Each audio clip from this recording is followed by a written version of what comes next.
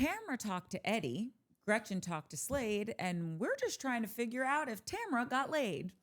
Welcome to Showmance, guys, the only show on the internet doing deep dives on shows with no depth. Dives as deep as the regret Tamra's got to be living in after seeing her plunging neckline confessional look in 4K, 8K, all the Ks.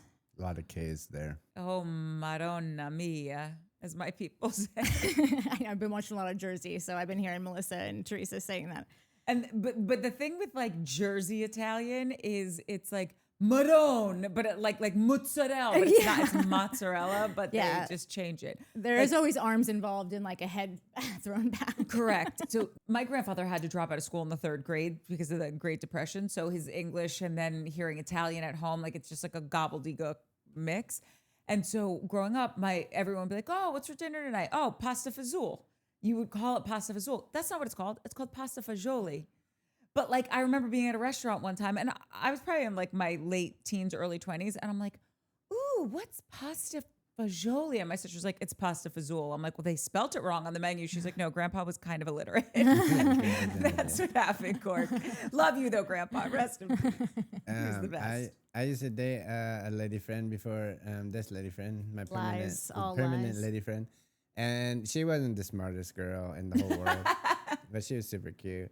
And we went to a restaurant once and she was like, it was an Italian place. And she was like, oh, I want to order some focaccia, blah, blah, blah. And I was like, actually, you know, in Italy, they pronounce it focaccia. And she was like, no. And I'm like, yeah, no, serious. And the waiter comes over and she straight up just went with it. And he was like, focaccia. And she said to him, actually, in Italy, they pronounce it focaccia. And he was like, oh. Okay, cool. Great. Copy that, idiot. It's pretty funny. I normally am from the camp of like, don't talk about what women wear. Like, let them wear whatever they want. It's like super cringe to hear people just kind of go on about stuff like that, especially as women are aging and they're doing their best out there. But like, there's something about this, and I was like, because I was like trying to figure out how to articulate it because it was really throwing me off. Like the whole fucking thing, every time it would come on, it was her deep V. Yeah. I can't. And I was like, what is it that's like making me like just look at her like and shake my head? And I think I figured out that it's just like, I would imagine, having watched Tamra for the last 19 years, I have seen her be on a constant strive to maintain beauty and youth, and she does all the work. She's put the money in, she's put the time in, the pain in, the physical pain, like all of it. So I would have to imagine that her intention was not to, it's almost like her doctor was like, oh, well, as long as you just, from here up, you're fine, but anything below, like her skin was like, I don't know, these ladies are in the sun too much or something, but like, I can't imagine that was the point of her, like her latest boob job, which I thought that she was, didn't she like keep getting her boobs removed because she was having health issues from her implants? She had really big jums, as Mike calls them. Massivo, massive, okay? And when she got divorced from Simon, she was like, I want these out. Like, I got them for him. He really liked them, or I've had them since my 20s, whatever it was. She gets them removed, or I think she gets them totally removed. And now she's part of the Itty Bitty Titty Committee, which I spearhead and I love it. I never thought she looked bad with small boobs. I always thought she looked like super fit and athletic, and like she wasn't flat chested by any means. But she didn't like it, so she got small implants. And by small implants, they were probably like Caesar D's. Yeah, right. Okay. And then I think she wanted to up her game, which is just so crazy that she wanted to go back to these mahoosive tits because, listen, do whatever the fuck you want to do with your body. And that's why I'm having a hard time having any of this whole thing. I think maybe the reason I get like a little wacky with it is you didn't need them, Tamra. And listen, I don't need to get my fucking hair colored and I have gray hair. I don't need Botox. But I don't think it's like this severe manipulation of what I actually look like. And when people start getting into that space of like with Kim Zolciak, you know, like from Atlanta, where she's got such heavy lip filler and such crazy, everything is so augmented. It bums me out because it's like, I think I sent you this video recently. There was this girl on TikTok that did this hilarious video that it was just like clip after clip of headlines that are just for women. How to get longer fingers. What to do when all of your ends are split. Do you have club feet? How to chop them off at the ankle. What to do when your stomach has become an inner tube. Are your tits 2 different sizes? Oh, well, you're going to die alone. Like, it was the most ridiculous. That last one is true, unfortunately. Yeah. I'm just saying, like, it's so crazy. The shit, like, have you ever seen an article that says, what's the best hairstyle for you, sir? No, you're lucky a guy even gets a fucking haircut. No, that's not true. They have those posters at the barber with all the different faces. I'll and take the number 8. Yeah, the number 8. At the barber. You're Yeah. not constantly online when you're shopping for your bike or your fucking camera gear or whatever, being inundated for like, do you think because you've hit menopause or perimenopause or postmenopause or any fucking stage in life that maybe you've now got different cortisone levels and you're fat and disgusting and your face is drooping and no one's going to love you? Like, I mean, listen, I don't want to bust your whole rant, but that's not entirely true. I get AARP shit, and if you're a cyclist over 60 and you're having these things and you're like, we get it. but we get that also. I'm just saying women get AARP shit and all the stuff where it's like, dress right for your body type. What's the best hair? Whatever. How to, make your waist look snatched. Have you ever seen a waist trainer being marketed to a man? I don't need to train my waist. It's not a puppy. It's not going to piss on your rug. No, my dad's YouTube is just full boner pills. Like that's pretty much it. Yeah. Right. Like We're simple people. So it irritates. It irritates me because I just feel like it's a product of feeling like you're not enough just as you are. You were enough before your breast implants. I hope you're happy with them. I'm not against plastic surgery in any way, shape, or form. I just don't like when it starts to get to a place where what's happening here? You don't need longer fingers. You don't need a waist trainer. You don't need the hair of a horse. You don't need eyelashes that look like awnings. I know I say it all the time, but it upsets me. You need some stuff, but you don't need what Tamra got. No, you need some stuff in the sense of like, yeah, do a little zhuzh here, a little zhuzh there. When it's time, get a great facelift. But like, I just feel like every time I turn around, she's doing a different procedure, and that anything in excess makes me nervioso. Yeah. I don't have any tattoos, or for Jeanette and our British-speaking friends, tattoos. I always love how they say that. I never even noticed that. Yeah, they always say tattoo. But anyways, I have a lot of friends that have tattoos, and they say it's addicting. Like you get one, and then you're like, "Ooh, I want another one. I want another one." So I wonder if having plastic surgery, 2 things is twofold. Is one, like once you start, you can't really stop, right? Like you got to keep going. Like you can't. But you can. But I don't know if you can. Like My because mom you're did. just getting older, and now you got shit in your face, and so the problems that you're having are natural and unnatural. So you got to go fix that. So you're just constantly chasing this thing. And then I also wonder if there's an effect like getting tattoos where you want another one. You want another one. You want Fully another addictive. one. I for Especially if some you get people a that I good know. one. If you go to a good doctor and you come home and you heal up and you're just looking fine as hell, then you're like, oh fuck, it's on. We're But it doing doesn't this. matter I'm getting how- my toes done. Here's the thing, though. It doesn't matter how good the work is. At a certain point, you've gone a bridge too far, and you just look like you've had way too much work done. Period. Yeah, I think that the addiction is helped by low finances. Like if you can't I don't know a lot of people who can keep going and who can get 4 boob jobs. Like that's a specific group of the socioeconomic group. Like How much is a boob job? I think it varies from where Probably you like live. 10 grand to 50 grand, I would guess. Somewhere around there. Damn. Yeah. I don't imagine this was the intention that she I had think it was. set. The under? No. There's no way. Nobody Then she says wouldn't have I worn want that dress." the bottom half of my boobs to look like baseball gloves. Like that's the kind of leather look I'm talking about. Like there's no one in their right mind sets That's out the for self this. tanner. No, that's the No, that shit. Like, listen, I'm not trying to talk about a lady's babies, but like that to me was, oh, this crew doesn't like you. This glam team doesn't like you. This camera operator doesn't like you. This producer fucking hates you. Everyone in that set right now doing your interview hates you. Yeah, a little And the only people that PSA. might not hate you don't have a voice. That's the PA and like the fucking art guy. Like so everyone hates you. I don't disagree with that. I'm saying the weird ripple, like leathery effect or whatever that you're pointing out. You think she set out for that?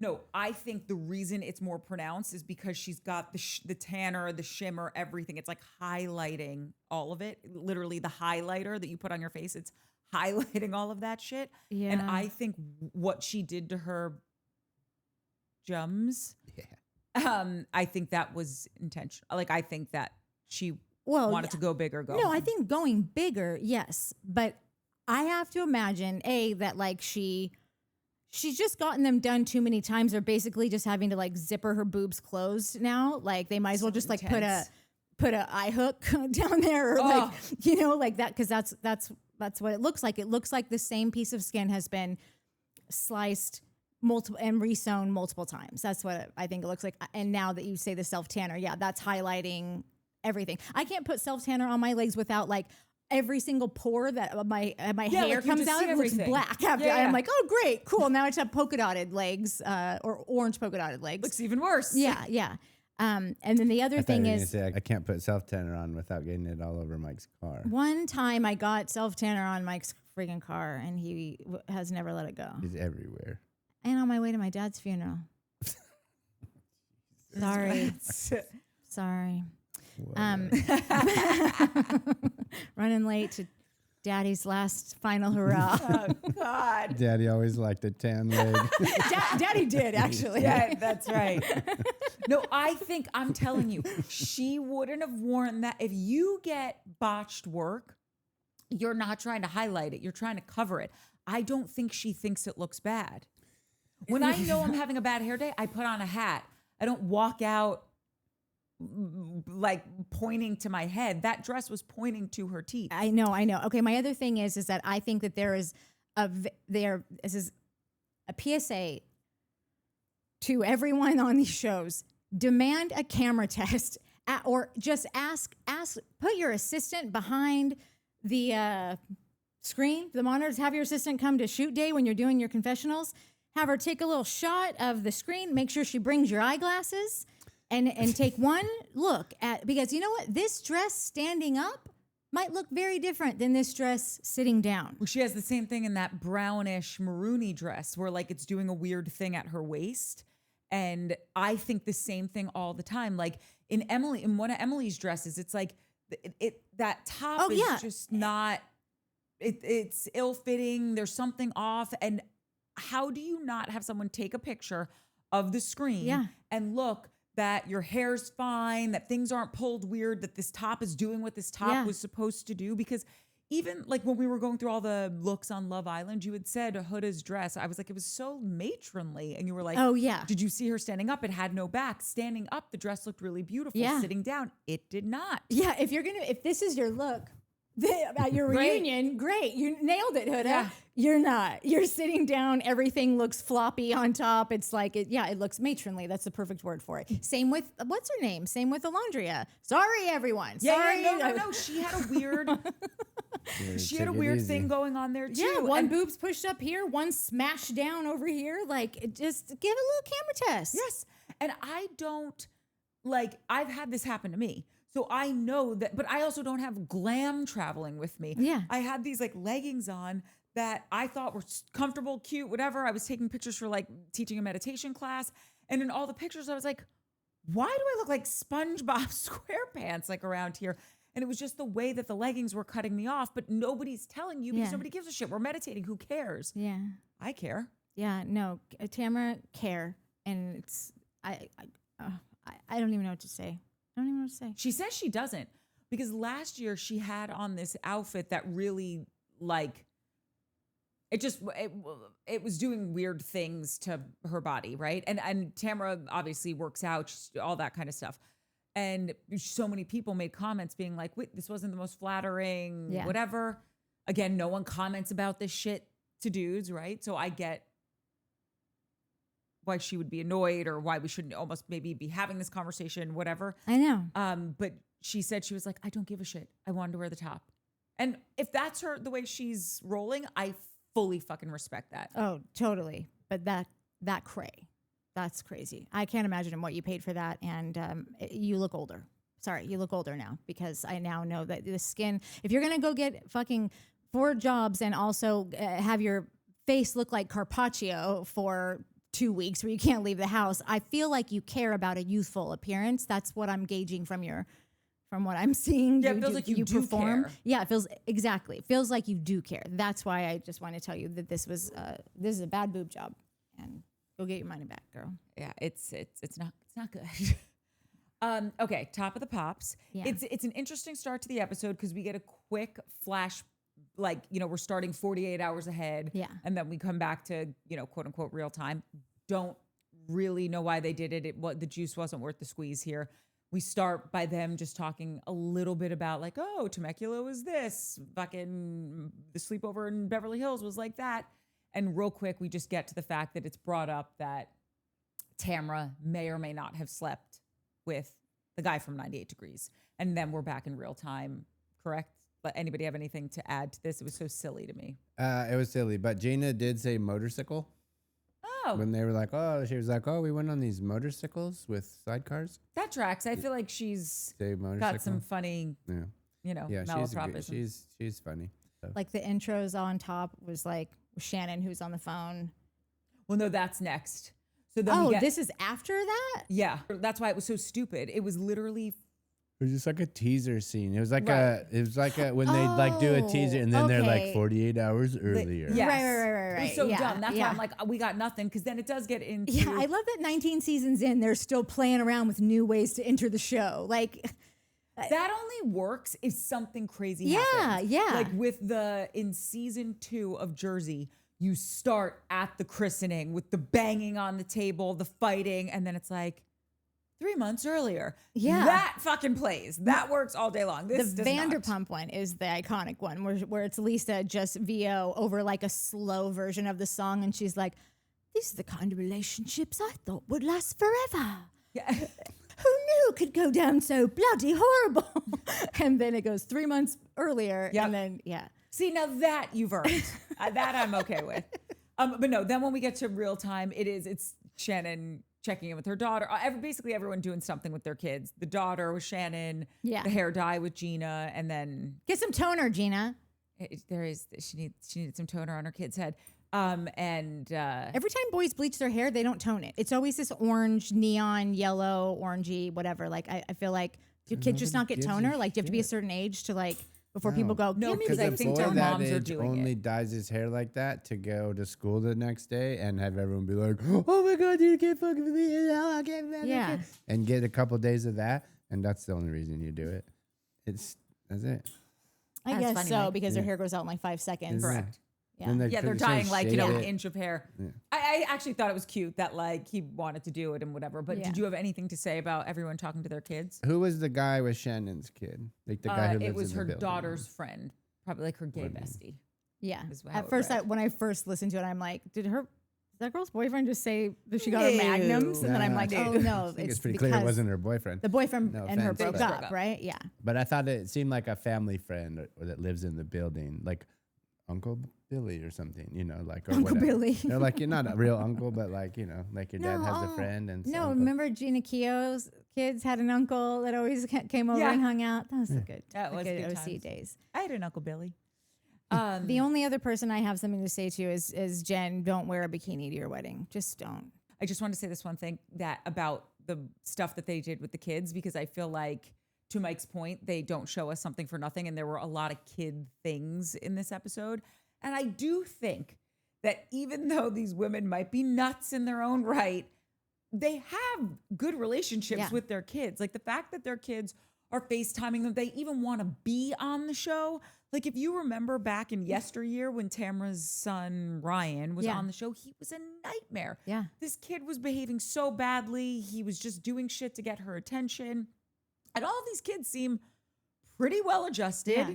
Didn't Ryan have like a 40-year-old girlfriend with kids for a while? She he was, was like older 25. than him. No, he wasn't 25. I think like She was probably like 3 or 4 years older than him. Oh, I thought she was like at least a decade older than him and had No. like been married before and had kids. And he's like this idiot kid that still probably lives at home or whatever, was just kind of sucked. And then now he's like stepdaddy. Like, yeah, no, I think he was like 36. She was maybe 40 because they had a kid together. They met on Instagram. Oh, that's right. And She they had met on 4 Instagram. kids of her own, I think, and then they had a kid together, and it ended very badly.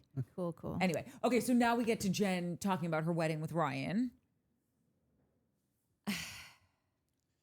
All I had to say about this scene was, one, it's the first time I've ever agreed with Ryan when she starts talking about like what had happened at that dinner in Temecula, and he's like, Shannon's got boundaries with Tamra now. Yeah. And he's like, and her. I like that. And I'm like, okay, Ryan. Yeah. And you and your Cybertruck, I fucking agree with you. I also agree with you. Maybe don't wear that bathing bikini that she tried on was a little cheesy. Yeah. Like maybe let's not, if you're going to wear a bathing suit, like just pick something classique. I get that she wants to go in a completely different direction than her first wedding, but I just don't think that you have to go to such an extreme. Like, and honestly, fucking shoot me. I don't care. I don't know how old these women are.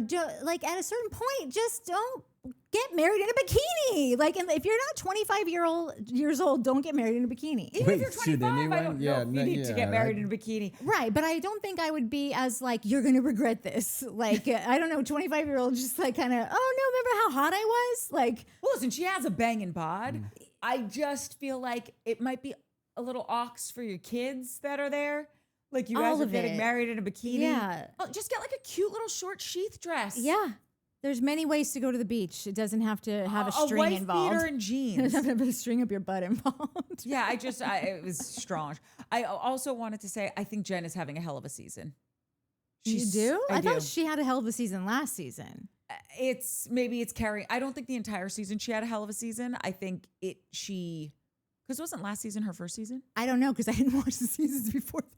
I think maybe Did it you was. know that this was the first season in 19 years they didn't add a new housewife? The first in 19 seasons that they didn't add a new one. Yep. If Mike's not good for much, it's trivia. He will always come through on some I'm starting little my deep unknown dive. fact. I'm starting my deep dive on Orange County so I can get up with the kids. Okay. Yeah. Also, Tamara, my new best friend, we'll get to that later, is I think she's a 909er. Oh, I'm sure. Yeah, no, she is. Yeah. I don't think. I know she is. She grew up in the Valley, but then In the valley, like in the LA Valley? Yeah. Oh. In Glendora, I think, something like that. But then when we The get 909 to of LA. yeah, pretty much. Okay. It's like west of 909. But when we get to the shooting range scene, I have some insight into why she won the shooting competition. That you'll know what I'm talking about. Oh, okay. Stay tuned. Well, does anyone have anything else to add to this wedding that, by the way, still hasn't happened? No, and I think that's why I don't feel like she is having that great of a season, because I feel like there's a wedding being planned and no one really even fucking cares. Like we should be leaning into like the wedding plans of an official housewife, not a friend of, like a real fucking housewife. After especially the time that she's really gone through it the past couple of years. And like, I just feel like it's this second thought that we're like, oh, right. And the wedding, aren't you guys getting married? Or I feel like because they've done zero planning, because her kid went away to basic training. Yeah. And like, I guess the schedules she has a lot of kids. Yeah. And I guess like everyone's schedule hasn't aligned where everyone could be in one spot at the same time. And the first time everyone's schedules align, it's her son coming home from basic training for the first time. So she didn't want to make that time about the wedding. She thought that would be jarring for him. So that's why she says they haven't planned it yet. How long have these two been together? I want to say like maybe 3 years. Yeah. A few years. Yeah, I haven't watched a ton of this, but like I'm just getting caught up on 19 years of action. But she seems the most boring. Like I feel like nothing's happening. Like honestly, she sat down and I was like, "Oh, you got a wedding? You're planning a wedding? That's fantastic. Oh, you have a son going into the fucking Marines? That's pretty cool. I'd like to hear more about that." So like, yeah, this season seems to all be about Tamra and fucking Shannon and what's going on Gretchen. with them. I mean, yeah. I mean, now it's this just such whole a joke what's going on with Gretchen. Like it just becomes more and more of a joke as we go on. Yeah. So it's almost just like, are we Is this a sideshow or is it? It just is hard to take seriously It's after a weird minute. B story for sure. But then just a bunch of like peanut galleries on the On the which I'm enjoying. And all like I'm waiting. starting to really enjoy the peanut gallery of these. Oh shows. yeah, he's a Gina fan. Yeah. I like I Gina like too. Gina. I like Heather a lot. Yeah, I like Heather. I think Tamara's just fucking stating facts, and everybody gets real mad about it. But whatever. Because it's okay. You're gonna need to keep doing your deep dive before you ride hard for Tamra. Whatever. I also did think it was funny when Jen's like, okay, so we're planning the wedding. So this is what we need to do: a dress, a tuxedo, food, flowers, a location. It's like you So have need to do you've done everything. nothing. You Yeah. literally have not made a step in the direction of Yeah. getting married, except he's bought you a ring. Yeah. You said yes, and one day because you were filming, you decided to go and try on, as Mike says, bikinis. Yeah, Like, bikinis. that's- Yeah, and also, Jen, do not get married at the Temecula house. No, Like, because you were just handing it to Tamara to go like, God, she copies me on I everything. didn't think about that. Like, Oh, that's come hilarious. on. and That's the so house funny. is not that sick. No, that it you're just like, you almost it almost just looked like she saw the house and was like, you could do a wedding here. yes. And like, But in yep, the vein you of could. like what she wants is just like an easy one shot, Yeah. one invoice. Like, Yeah. does the kit come with the house? Like the chef cut, like, yeah. like that house was sick. I thought that house was freaking insane. I was like, oh, it tracked for me. I was like, oh, if you're looking for like just go, here's the address, show up. We're doing it in Yeah. the backyard and then we're out. I think it made perfect sense. But it's gonna be hard to get on the boat from Temecula. Oh, and drink your Yeah, drink Malibu. Malibu What is your rum. obsession Yeah. with fucking Malibu? It's It's so, so grody. weird. It's so Malibu 80s. and Fireball. I What's up know. with these ladies? It's so And everything also, is so they're 80s. getting married late afternoon or early evening, and then they're gonna go drink rum on the boat all day. yeah. Like, Yeah. I think the day is over. She needs a wedding planner to be like, that's not how it's done. You do this part during Yeah. the day, this part at night. Yeah, Save no, the anybody could candles call her for the right now evening. and just say, I've got flowers, dinner, a bikini, and a limo ride to And a a cruise boat. ship waiting to Yeah, go. a cruise ship waiting to go. Like, if anyone's got that, call her. I think she will give you all of her money right now Yeah. if you just offer those things. I do feel like Jen is one of those people who's so easygoing with certain shit. Like, you know how when you and I travel, I'm like, how about, okay, here's our plan. Like, we're gonna go to this Mexican restaurant this night. Then on Tuesday night, we'll stay home. I'll do like a vegan bolognese for us. And I literally spend like 10 minutes describing everything. And you're like, when are you gonna learn? I don't care. I'll go anywhere. I'll eat anything. I don't care. And Or I'm I like, take my earbuds out and go, what? Yeah.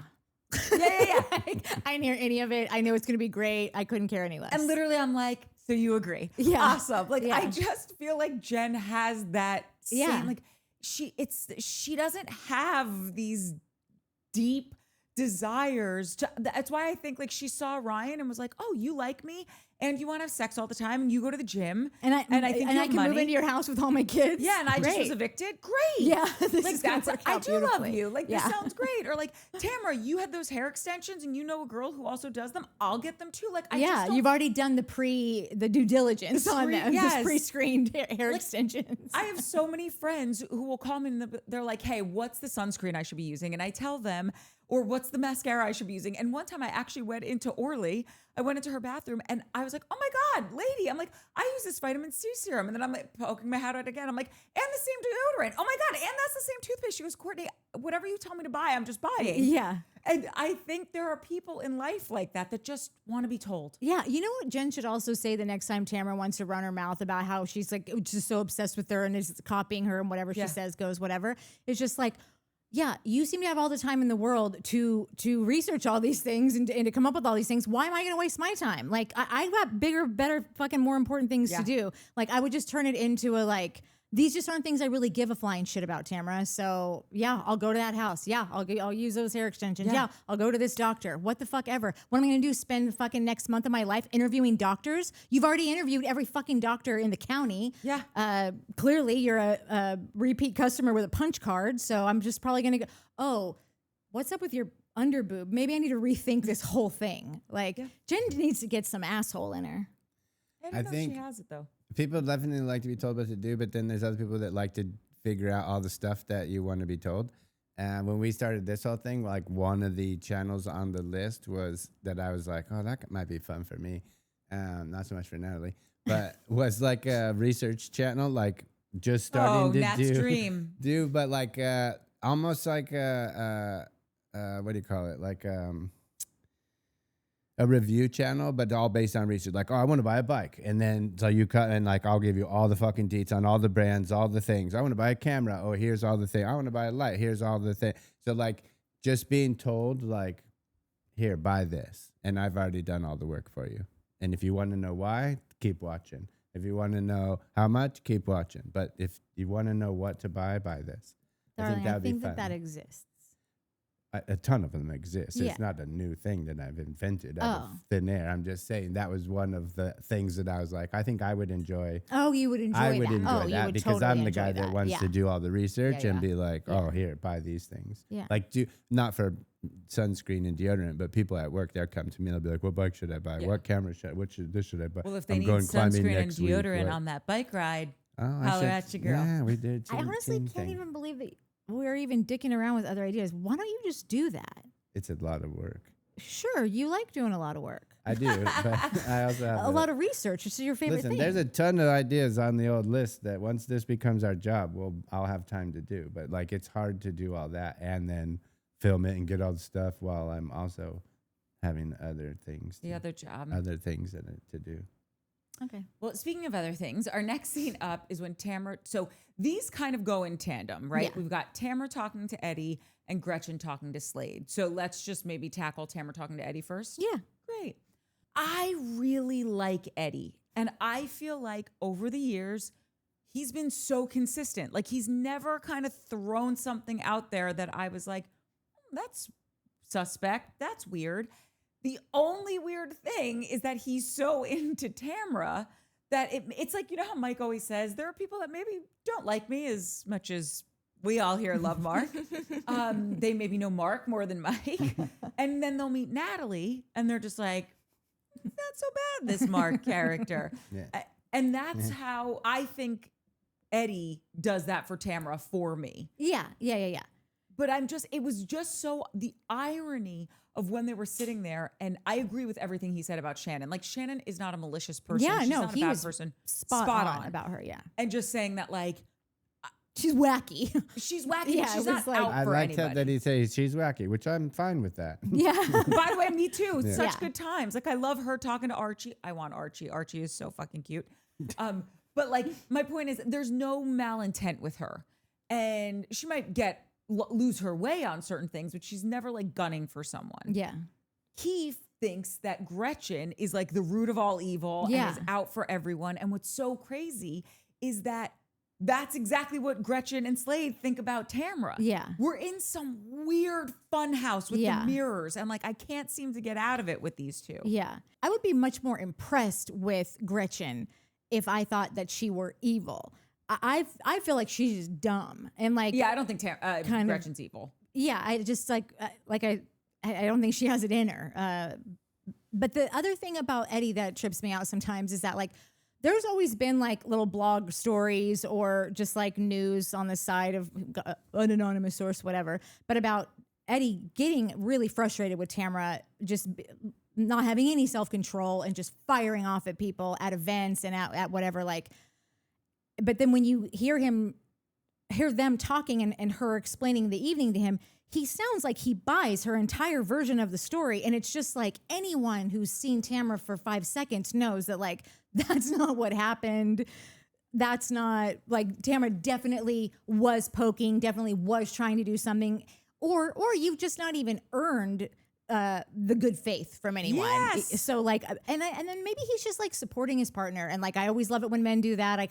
I love that. And then when they get home later, say, you know, you fucked up, right? Yeah, like say I'm it into behind that. closed doors. Yeah. But it is hard to take him super seriously when he is saying things like, yeah, I mean, Gretchen's just evil. And like, you know, you're just like, you just can't work with that or whatever. And it's like, Tamara's not working with anyone. Tamara's working for the man. And the man is herself. Yeah. The devil works hard. Tamra works harder. Yeah. All three of these scenes with Eddie, with her and Eddie, Gretchen and fucking 36, and who was the first one? Who was the first? Ryan and Jen. Ryan and Jen. They seemed so like, I don't know. It took me completely out of this episode. All three of those scenes back to back to back, because it was the epitome. And maybe we talked about this a little bit in the last couple of weeks when I wasn't paying attention. But the like just the like how the girls are producing themselves or trying to produce themselves. These three scenes did not read at all wives coming home and just telling their husbands about like their trip or whatever. Like it was so. I couldn't even like.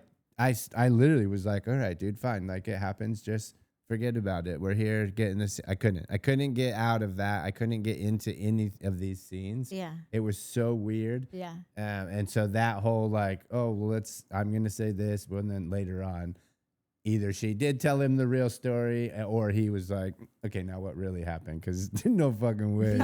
You just sat there and didn't grab her by the fucking thing. You're really trying to be there for old Shanster. Totally. For old shenanigans. Yeah, those things. That was my thing. I was like, why are all the husbands here? This is fucking weird. Yeah. My big issue with Gretchen, and it's funny because it's all coming back to me now. When she left the show, there are some characters that leave the show and you're like, no, you're so good. Don't leave us with these fools. Like, we need you in this mix. You took out the key ingredient. It's like something that's too heavy. It's like, no, you're the lemon. I need the zest. Yeah, like Paige leaving Summer House. Like we haven't even seen what that's going to look like yet. Not even ready to talk about that, okay? In my mind, she's still there. Gonna be fine. But is it, Mike? I don't believe you. It is. I like, we're not gonna get into it, but yeah. No, of course, better. it's always fine. Well, if Jesse's still there and we don't even have a Page to like balance it out, it's gonna be a rough go. It's gonna be a rough go. We need the lemon. So, but my point is that like when she left, Gretchen is always trying to portray this like, give me the headband. Thank you kindly. Excuse me. We have props today. No, what is her ridiculous? Like, no, she's got like you got a bump. Fucking you threw don't it have away, a bump. but I just bought something that had like a foam tubular type of thing that It's you a would bump it. have to bump it and then put that on top. Do you guys remember the bump it? Bump it on the infomercial? Yeah. Something like this. Yes. Like I need to unbutton all of this. Yeah. Like here's a little brassiere, right? This is okay. And fucking views and ratings are just spiking right now. But Subscribe. When I'm in Bible study, I need everyone to know that I repented for saying this on a girls' trip where we all just wanted to have fun. And I don't know why they can't see that because Jesus has forgiven me. Yeah. And it's like, what are you? Just be fucking normal. Be like, I was being messy. I had one too many fireball shots. She annoys the piss out of me. She's gone after the guy I love, which by the way, I've been together with him for 16 years. Yeah. Okay. That's longer than any of your fucking relationships. So clearly we're doing something right. Yeah. And just get off our jock. I get that you think you caught me cheating on my ex-fiance. It's not to be savage, but like it's dead and buried, literally. Like Jeff has been passed away for so long, like let it go. Yeah. Also, I've heard that you cheated on people. Like, are we gonna keep having this pissing contest or are we gonna move forward? But the problem is they're both just as bad as each other. Yeah. And neither one of them can just say, uncle, like I've been nasty and savage towards you. You've been nasty and savage towards me. I'm done. Yeah. And I just can't get past. And don't get me wrong, like I'm enjoying her on the screen. And by the way, I can't believe she's not a full housewife at this point. Like she's I didn't still even just a friend realize of. that until someone said that. I think maybe on Watch What Happens or maybe somebody at some point pointed out that she was not a full housewife. Yeah. She's in every scene. I can't get past the fakeness. It's like all of it from like, and I don't think she's a completely fake human being, but it's in everything, because I believe how you do one thing is how you do everything. It's the heavily filtered Instagram stuff. It's these wildly curated looks. It's the, her sitting down with Slade being like, I'm legit pissed at you that you said this. And you're like, no, you're not. Yeah. You're mad that you're catching the heat for what he said, but you are very happy that he said this because you want to drag her. And she quite frankly wants to drag you. But she said it. That's the problem with this And that, whole thing. right, by the way, that's the other issue. Like, she doesn't take accountability for the fact that I brought it up. Well, she didn't, and what she said, oh, we were talking about the song and then it came up. No, you were talking about our song and then you said, oh, she did it when she banged that dude. Yeah. Like it wasn't like, oh, she was recording a song and then, oh, I guess something, Slade has a thing. And she, no, you straight up fucking said it. Like, Right. You said that, oh, it was when she banged that dude. And then when they called Slade, camera ready, bouffant and all, Yeah. he was just like, so what happened was, Yeah. like, let me Yeah. tell you the tea. And he just sang like a canary. Yeah, that's a thirsty. And she didn't stop. of all time. But Tamra engages in it. Oh, totally. So they're both just volleying back this piece of steaming hot dog shit. Yeah. And it doesn't matter if they're talking about the Jeff stuff, current stuff, and also like, who cares about a lot of this stuff anymore? It's over. I know. I was thinking about all that, like all these things that they're talking about from however many, like 2 decades ago at this point, when she's has a boyfriend who's dying, going to Bass Lake with a guy. Did they sleep together? Did they not? Did she sue him and win? He apparently stole some pictures from her. How do you steal pictures? Do you mean that she sent you some photos and then you did like a revenge kind of thing? Yeah. And then I'm asking myself all these questions before realizing I don't fucking care. Like, who cares? This is, I named the episode, I did the thumbnail already. I named it like Feuds from the Crypt. Like, this is what these people are all fighting about, is literally they're 20 years younger. They all look a little bit rounder and fuller hair and all the flashbacks are like, basically they look like they were children in these flashbacks because that's what they're arguing about. But the thing with Slade and that whole conversation really makes me beg the question, like, does Bravo hate Gretchen? Because, like, I feel like they are just, like, setting her up to, like, when they went into that conversation, as if we didn't just 1 episode ago watch how that entire thing went down, and it looks like she's telling him a story about what happened last episode, and you are hearing it for the first time. It almost seems to me like they said, like, hey, we need to do this scene where, you know, you got to tell Slade about what went on last night. And maybe she's just taking that as like, oh, so maybe they're not using everything from that, because if they were, then they would clearly see that Slade was on the phone. And I think she does the weird double down. Like, I've said it here, which is what I meant, where it's like, no, this is you laying the groundwork for you to defend your bad behavior at the reunion. That's not what happened. It's on camera. We all saw it. Right. And so how does she not remember that? Like, how that came up was they said, oh, Tamara recorded a song. When? A proper answer for a when question would be July 1st of 2014 or even summer of 2014, if you're not quite sure and don't want to be specific. And about 10 years ago. About 10, 15 years ago, like whatever it was. Not the night she banged beep. Correct. Which did we get the person wrong? Because I feel like other people are talking about it and they're saying a name that we didn't say. But I don't, maybe they're wrong. I thought we got it right. I don't know. Regardless. He was a no name to me anyway, so I still don't need. Stays the same. Yeah, it really is all the same to me. I haven't seen a different name necessarily, but people they're not sure if he was in the group or if he was a producer. I think the dude was in the group. Me too. Yeah. Well, then we were right then, because I think that's what we went with. But she brought up the entire thing apropos of nothing. No one asked you, who did she bang the night that she did this? Yeah. So I understand what you're saying about doubling down, but it is hard to believe, just like it's hard for me to believe that Tamara would go in and be like, these look great, right? It's hard for me to believe that Gretchen would say, I can't believe that you brought that up. I'm literally so mad at you. I'm actually he's in the doghouse. Like, we just saw it. Like, you called Slade after the fact. You already told everyone this. Like, Not only that, you said you were bummed about it. And you said it again at the gun range dinner or whatever. Yeah. Like that you were like, oh yeah, when what's her face, not to jump ahead, but when Tamara was like, oh, you're having Fireball, it looks like that makes you talk a lot of shit. And she was like, yeah, unfortunately it does. Like, so you admitted it again there. Yeah. That you, like, after the fact. But here's the admitted thing. it. She's a historical revisionist. And not always, but in a lot of ways that pertain to her perfect image that she's trying to put out getting mussed. Yeah. And so it's the same thing. She was drinking a lot and she was hammered. And that's why she said, oh, when she banged this dude, right? Yeah. And then the next morning she wakes up and she's like, let's not talk about that, guys. Like, we were just girls out having a good time. And it's like, it doesn't matter if we talk about it or not. It is on camera. They are going to use this.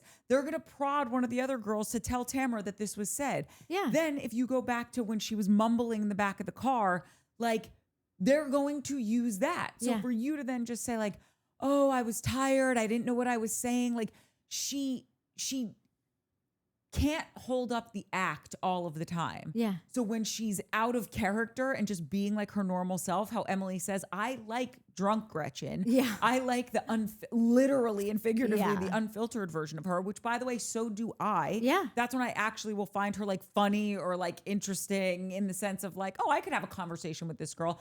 Other than that, like, I can't. Yeah. I have you're like Teflon. Like, I have nothing to, there's no toehold for me to get with you. And I think that that's just her pattern. And it's quite frankly why they asked about the engagement. Do you ever want to get married to this guy?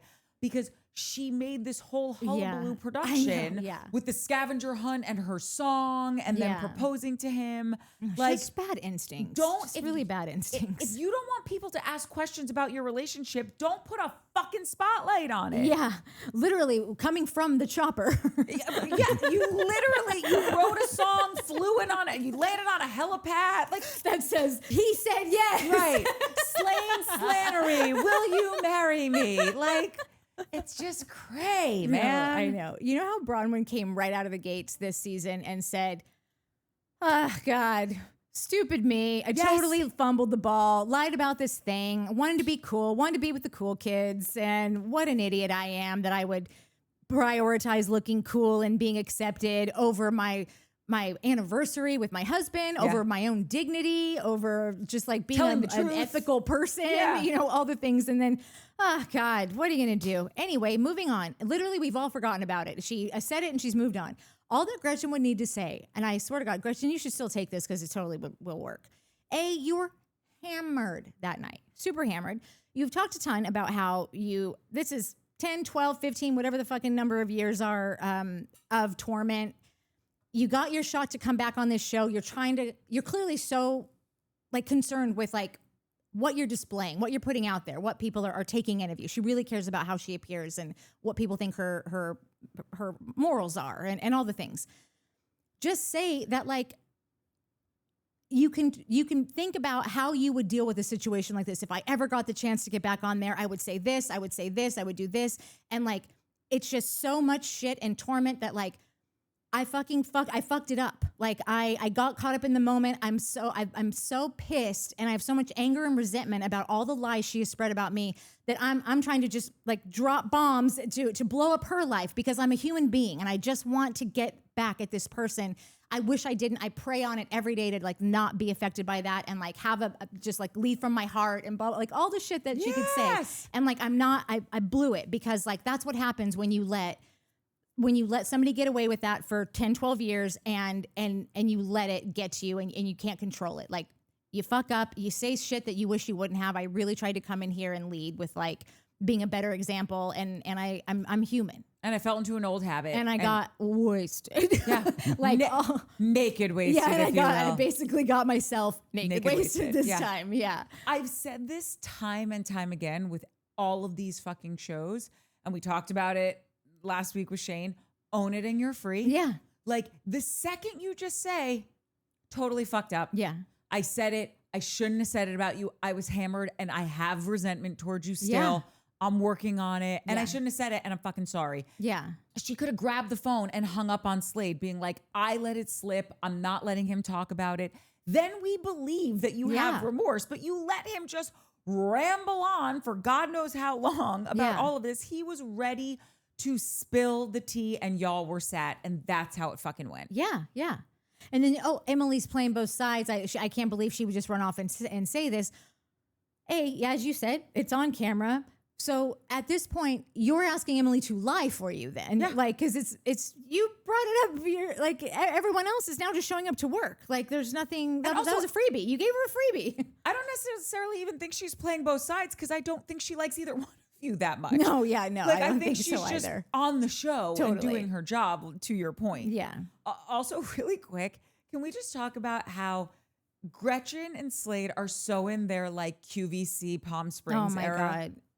It like everything about them, like the seasonal pillows and the weird decor and all of the weird plastic bedazzled water bottles and the every outfit's just like I get what you were going for, but it's a trend gone awry for both of you. Yeah.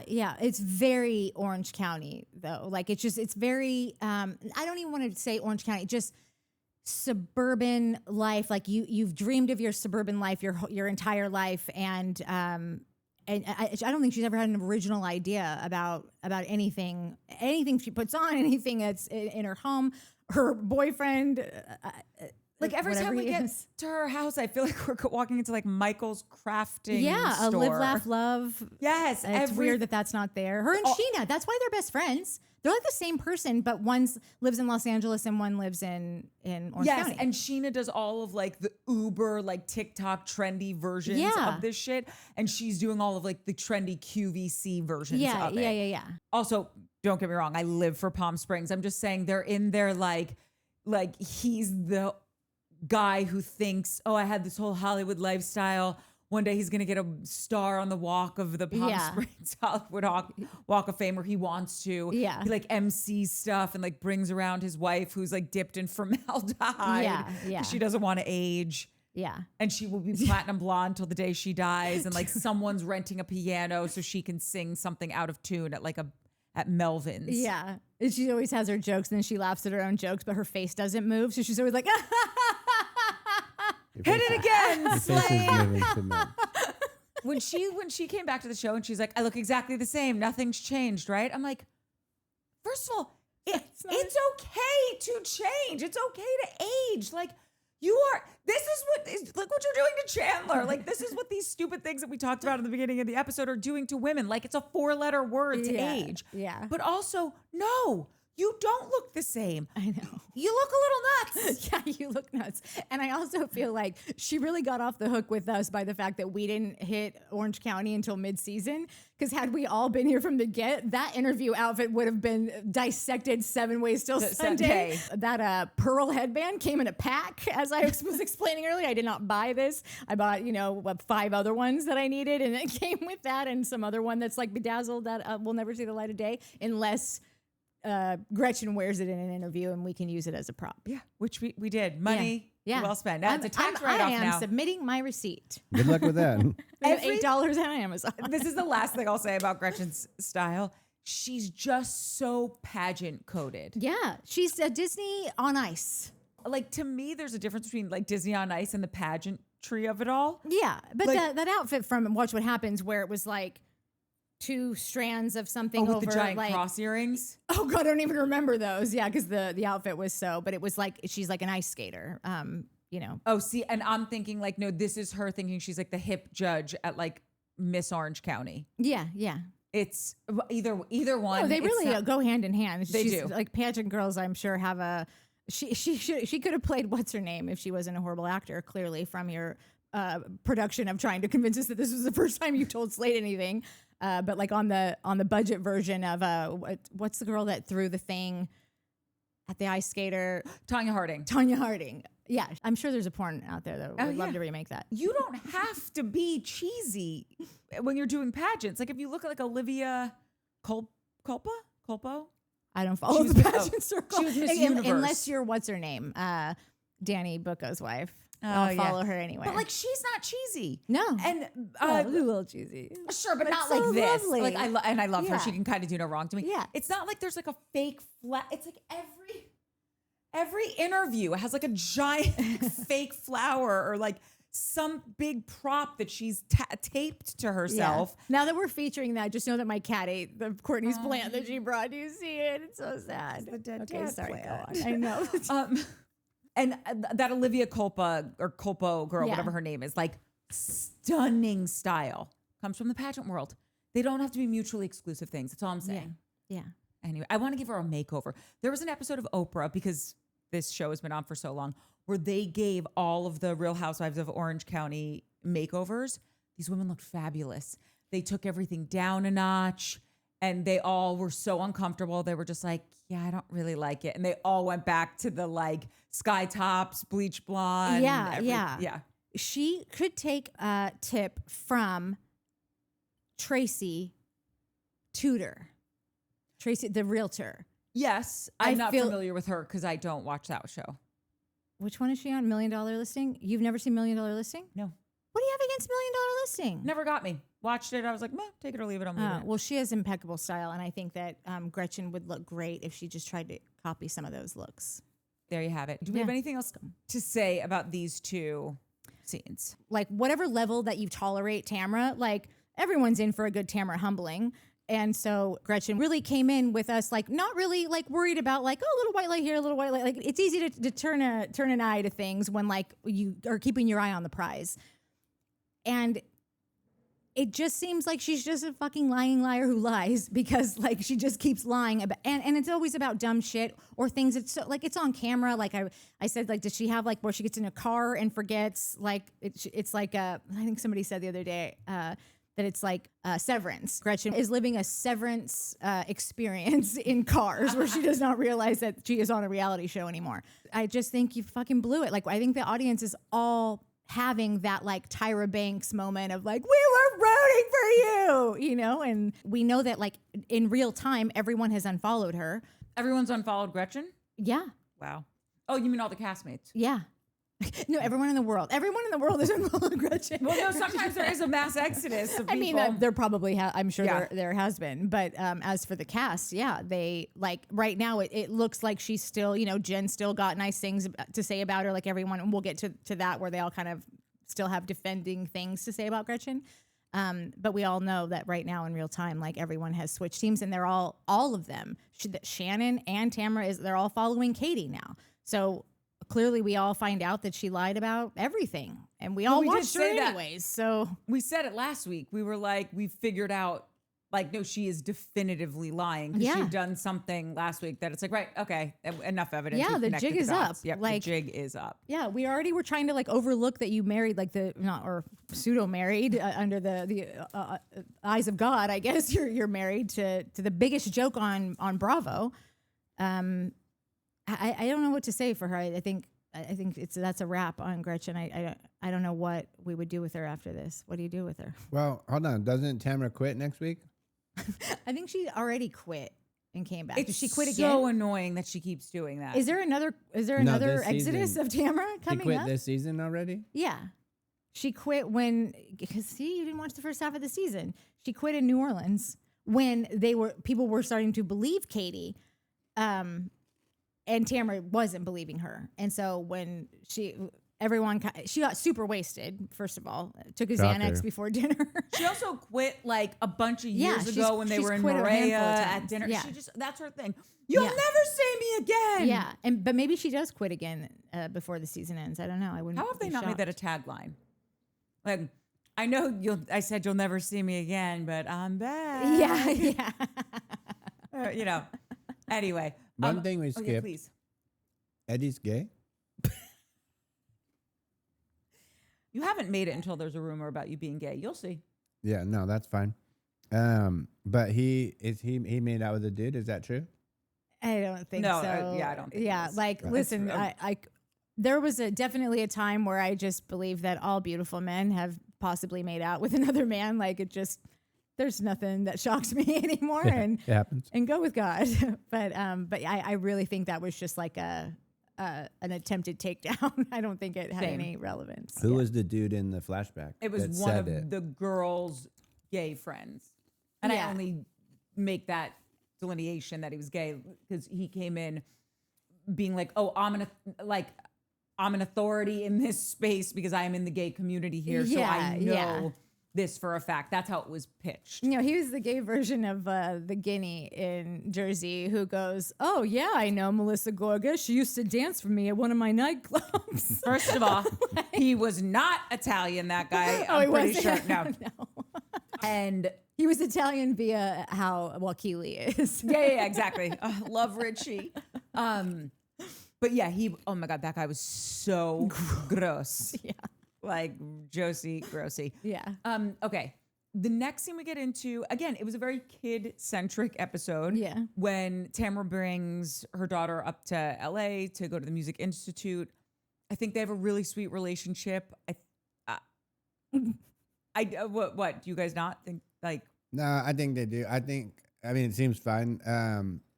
She said something that rubbed me the wrong way, and just because I'm a kid of a parent who did this shit all the time. When she was just like the talking about like, oh, I never got to do that. I want her to have all the things I never got to do because I was stuck at home with a child at 19. Okay, well, you had the fucking kid. You had the sex. You had the pregnancy. You had the kid. Like, so don't cry about it, right? Don't cry that you got stuck at home and now put it in a way of like, oh, well, I just want you to have everything I never had. It's not my fucking fault that you never had anything. It's not my fault you didn't go to Paris and become a model. Sorry, Mom. So that kind of fucking threw me. But it does seem like that kid is like doing her thing.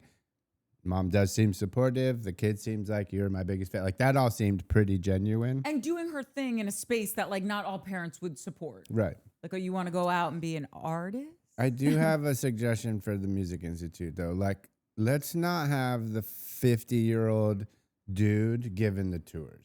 Like, can we get the younger guy that's maybe going to relate to the kids that are coming in here with black paint all over them and actual spider webs as stockings? Like, that guy was the weirdest fucking... That was the classic, like, kid going to try something cool and the old guy being like, howdy, have you ever hit the record button? And she's just like, Jesus Christ, bro, yeah.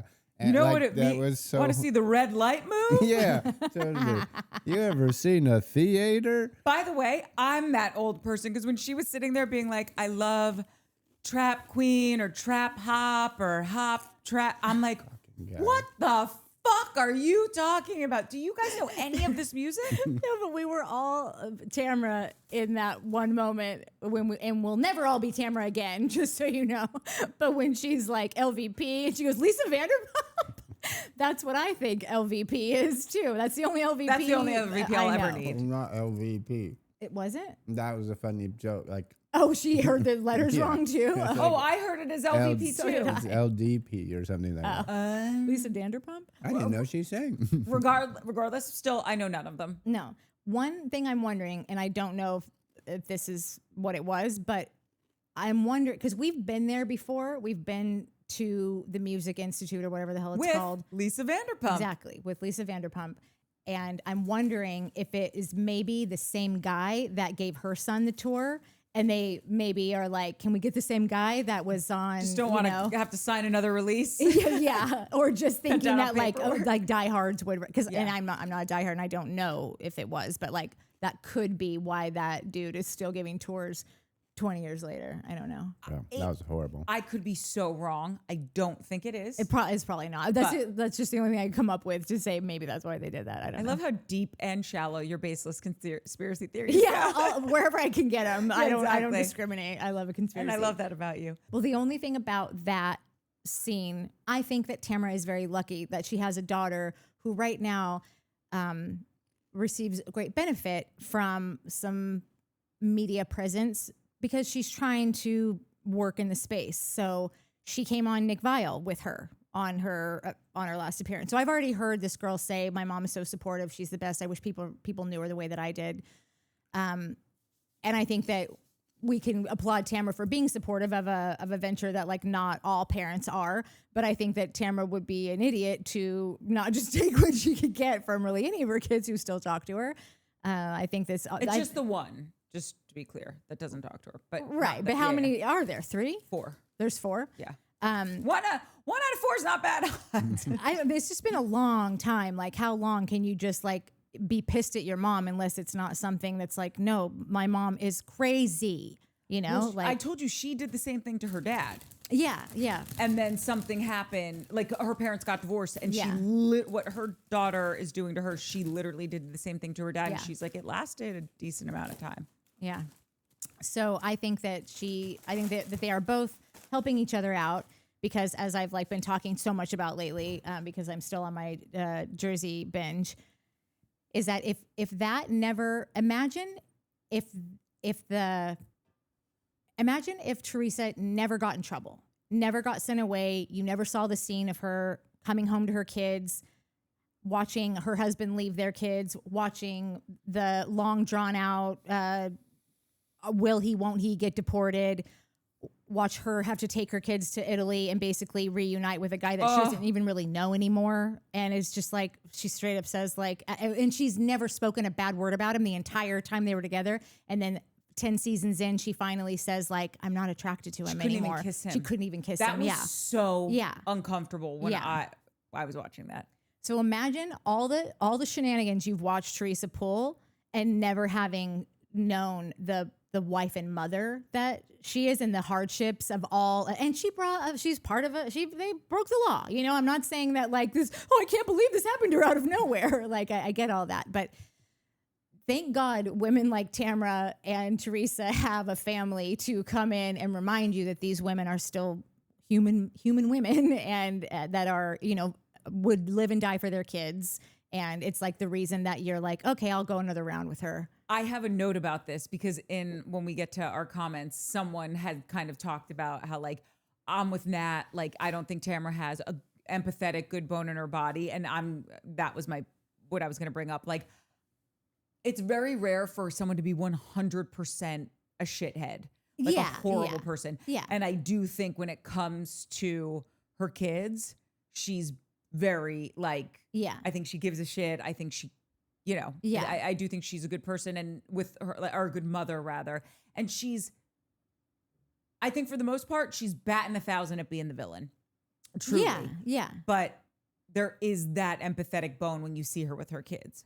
Yeah, definitely. So it's good that she has a daughter, I think, because we didn't really, I'm sure she has appeared before, but like, I just don't remember any kind of real stories with her daughter. And I think it's just a nice coincidence that they both could really use each other's platforms right now. Yeah. You know? So Ryan was always on the show. Yeah. And then because he has a different dad. Yeah. But he sucks. Like nobody cares what he likes. Totally. Yeah. No. But like if he thinks his mom is great, I'd be like, who asked you? No one cares what you think. For sure. But you did see her be like, okay, invite the girl that you met on Instagram that you're going to marry to dinner. And like, we're going to be a big, happy family. So he was always on. But then the kids that she had 3 kids with Simon. None of them could be on the show because he wouldn't sign a release, which fine, whatever. That's his prerogative. But when they turned 18, Sophia and the little boy whose name I can't remember now, he's a young adult, they both were on the show for her or whatever. So you met those kids as young adults. Yeah. Which was just interesting. Like her youngest son is actually super sweet. And I wish we got to see more of him. He's like a real intellectual, very soft spoken. So the opposite of Tamra. Yeah. It's wild. I'm just saying that the timing right now, while Tamra has had a slew of bad seasons, like but just like a consistent uphill build of just getting worse and worse and worse. This was a great time for her daughter to now need to be on camera to broaden her reach to fans and to the media and whatever. It just is I'm sure she's great. I'm sure that she's being honest and being like, yeah, she's a great mom. She's so supportive. I'm not saying that. It was a nice timing of everyone, for everyone. Yeah. 100%. Yeah. Okay. The next scene, which was also really sweet, or hold on, let me double check. Jen brings her daughter, Everly. Her daughter, the human angel child. Are you not in love with her? I'm so obsessed with her. She's beaming sunshine. I know. Yeah. Perfect child. Which has to be listen, of course, you're your own people, but I just think that that has to be some kind of a fucking reflection of Jen. No, Jen has many things that irritate me, but the one that like makes it all fine is she seems genuinely pure of heart, sweet and loving, Agreed. and a great maternal caretaking Totally. angel, you know? So her daughter I love is- her yeah. adopted son that they had on the first season. He was so cute. Like seeing her with him was so sweet. I don't even remember that. Oh, very sweet. Like just to the point that like she does really seem like she was Yeah. put on this earth to be a mama. Yeah. You're knocking it out of the Yeah. park. Your kids are a reflection of that. Yeah. I thought it was not to be like so fucking corny, but this whole one, I am corny too. This whole episode was really about their kids until we got to the end with that Yeah. like brawl. Yeah. You gotta be a good parent if your kid feels safe enough to say like, it's just weird that you're doing this and it's okay. Like I still want to stand by you, but she knows cameras are rolling. She could just shut down and be like, I don't want to talk about it. Yeah. But She got a free facial. What? She got a free facial. Yeah. She's like, I Baby's have, to, I first have to facial. talk about it. I'm getting a facial. But I also I'll always go back to these kids. I think that's just this generation. They're down to tell you how they feel. I think that's great. So I think it's a little bit that. I think it's also weird. Like, I don't know. I might get shit for this. But that like your best friend is your 15-year-old daughter. That's weird to me. Like I get that you guys are her. buds and like, oh, we're best and like, but that's your best friend so much so that like you're gonna explain to her that when you get married, it's customary to have your best friend as the person standing next to you and you choose your daughter. Like it's just a weird speech. I would have gone with the whole like I want my daughter next to me and that like I don't know. The best friend thing is just weird to me with the kids. I'm of two minds about this because I grew up in a household where my parents are like, we are not your friends, we are your parents. Right. And they were very firm about that. With that being said, I know people who are like, oh, and I live and breathe for my mom. She's the best, whatever. But like, I know people who are like, oh, my mom's my best friend. My dad's my best friend. And I just was like, I could never say that because it was just so ingrained in me that like, no, I love you more than anything in the world. We're so close, but I am your mother. I am not your friend. And so I have a best friend. Like I have best friends. Like those are my friends. But I have know those. people that are like this kid and they genuinely are best friends with their parents and it works. Gina besties. What do you think, Nat? My Mom's my best friend.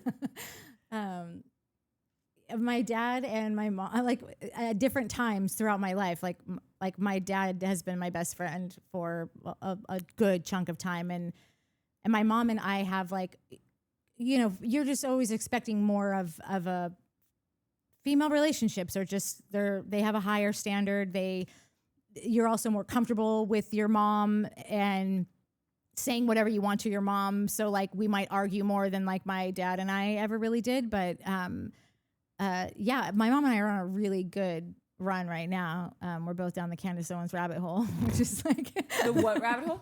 Stop. Just please stop.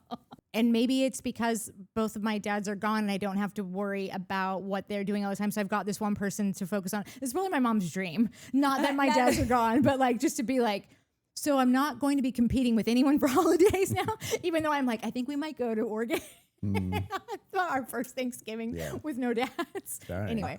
My dad's still alive, so. Yeah, exactly. You So get him. He's old as hell.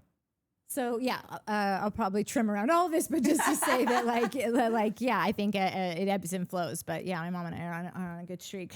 So Yeah, like I'm super close to my mom. Also, I think it is just that thing that I was told constantly as a kid, yeah, where we're not your best friend, we're your parents. Yeah. You're not supposed to be. You have best friends. You only got one set of parents. Like, and yeah. No, my mom always said, "I'm your best, but we're best friends, right?" She's been telling me that my whole life. So, but I do think they have, like, sometimes that I think could get real messy, real quick, Oh, and real out of totally. hand, where Yeah. the kid acts like such a brat to the parents because they treat the parent as a friend as opposed to respecting them as the parent. yeah, I don't think that that's the case with Jen and her daughter. Like, even when Jen goes, look at the collateral damage, and this is where I feel like I failed.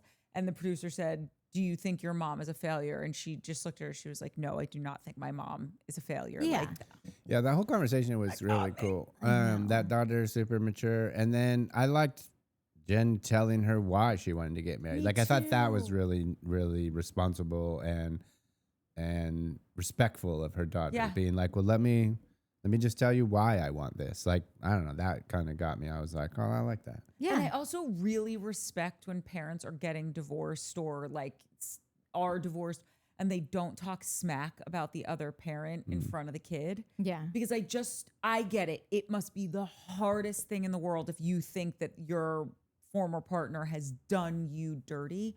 But the problem with talking shit about them to your child is they are 50% you and 50% them.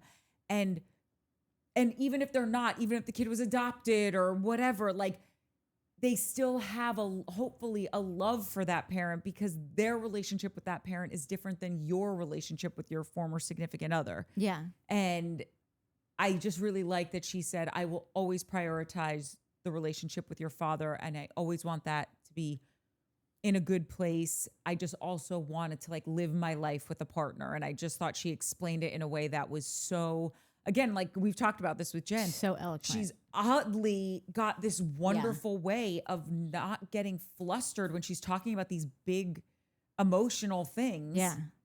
And I get that. I get her saying like, I didn't want to just fucking be alone in this house, not having a partner to do shit with, Yeah. especially Eating my feelings and Tamara making fun of my fat photos because I was just, what did she say? She's like, the only time I was happy was when I was with food. Yeah. Like this woman has come a long way. Yes. And by the way, talk about relatable. Like if you're just all looking of at it from like an audience perspective, do you Yeah. know how many people are out there, men, women, whatever, that Yeah. are just feeling Yeah. disconnected or whatever? Anyway. She also plays a good, like, she stays right on the line of like, she doesn't beat herself up for cheating and leaving her husband to be with this person that she knew she's supposed to be with. But she's not flippant about it either. Like how Tamara be like, big whoop, you know, she's very just like, that was my life, you know, like it's just all very calm and like, I don't know. I really do like Jen. So it doesn't get twisted. Like when you said she was having a great season, I don't think that they're really utilizing her as they should be. So I don't think that she's having a great season because I don't think the show is like really showcasing her to have a great season. Yes, But I like agree with her. that. I just mean like every time she comes Yeah. on camera, like every time some of these other like I like Gina as a person on the show, but when she comes on camera, I'm just like I'm not getting anything from you this season. You seem like you're just kind of passing information on and like trying to be helpful, but Yeah. I'm not getting more of like what's actually going on in Yeah. her life. And with Jen, for some reason, I just feel like a little bit more involved in her life and Yeah. and I'm enjoying it. I also, because you mentioned her, like the way she talks about her, that she did cheat on her husband and she owns it. Again, it's the fucking own it and your free shit. Yeah. And listen, I'm not saying like, great, everybody go cheat on their significant No, other. God, no. But it No. happens. She was in a marriage that, like, there's this line in When Harry Met Sally, my favorite movie of all time, where they say the affair is a symptom that something is wrong in the marriage. It's an affair. A marriage doesn't break up on an account of an affair. It's a symptom that there's something wrong in the marriage. Yeah. And I believe that wholeheartedly. And I like that she just was like, listen, I'm so sorry I did it. It was wrong, but like I did do it. Yeah. Period. No, I like that she I'm just not owns like it. uber judging anyone for anything, but like I am and like I haven't been in it's never happened to me. So like I maybe if it ever did, I don't know. But like get out of your fucking relationship. Don't go sleep with someone else. It's like just like Agreed. I mean, emotional affairs is one thing. I feel like those are like just sort of overtake you and you can't really help like how you start having feelings for the guy that's in the fucking cubicle next to you. Like I get that. But like these people that have like months and years long affairs, like while they're trying to get out of their marriage, like I don't know. That's pretty black and white to me. Like fucking knock it No, off. I'm not, to be clear, I'm not saying that it makes it right. Yeah. I'm saying that I like that she's not either lying, like, no, the dates are blurry, but it's No. just because like I like how Tamara says. Tamara's like back and forth. Sometimes she gets a little close to the line where you're like, so you did. Or, correct. You did it, but it seems like you did. And Yeah. then for Shannon this season to be like, yes, she cheated on Simon with Eddie. Yeah. Like I respect when someone just owns their shit and Yeah. is like, it was fucked up. I shouldn't have done it. but I did it. Yeah, I was in Because a we've mess of all a place in my done life. Shit that and- we shouldn't have yeah, done. Yeah. And so I think it's I much never have. 100% you haven't. We know that.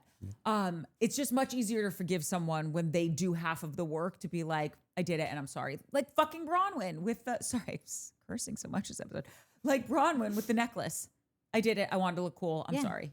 How many Bronwyns have you guys heard of in your entire life? 2. One was on Orange County and one was on Salt Lake. There's 2 fucking Bronwyns in the Housewives franchise. Dude, you really are doing like what are you on like a Housewives wiki page? Have of you some started doing sort? meth? A little bit of meth. A little bit of meth. Now I'm doing the Lord's work. I couldn't believe that when I came across that. Yeah, list, it's that annoying piece. because people still bring up this person Bronwyn from Orange County, and I didn't watch it during that time, so I she's keep only on thinking a that couple they're. seasons, so not really. Well, either way, her name's still getting floated around, and it's confusing. And I wish she Well, she was a what? Was A never here. high old lady. She had 6 she had cats. 7 kids or not 8, 7, 8 or 9 kids. I thought you were gonna say cats. No, children. Yeah, she has a lot of kids, which great, have a lot of kids, but she went through her getting sober on the show. Yeah, And then she left her husband on the show and realized that she was actually a lesbian, and also came out on the show and started this whole new life. And we talk about this all the time. Like, it's when someone comes out, it's like they're having this repressed adolescence. Yeah. And I think that she definitely had that on the show, and it didn't bode Bode well well. for her. Yeah. Which, quite frankly, I don't know how it could bode well for anyone. It's just she didn't want to take no, her having exit. a repressed adolescence in your 50s, it's rough. It's rough to watch. Yeah.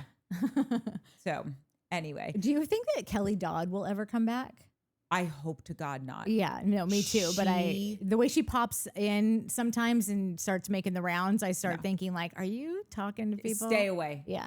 Keep her off of a hot set. Yeah. She, for some reason, triggers me in a way where I can't.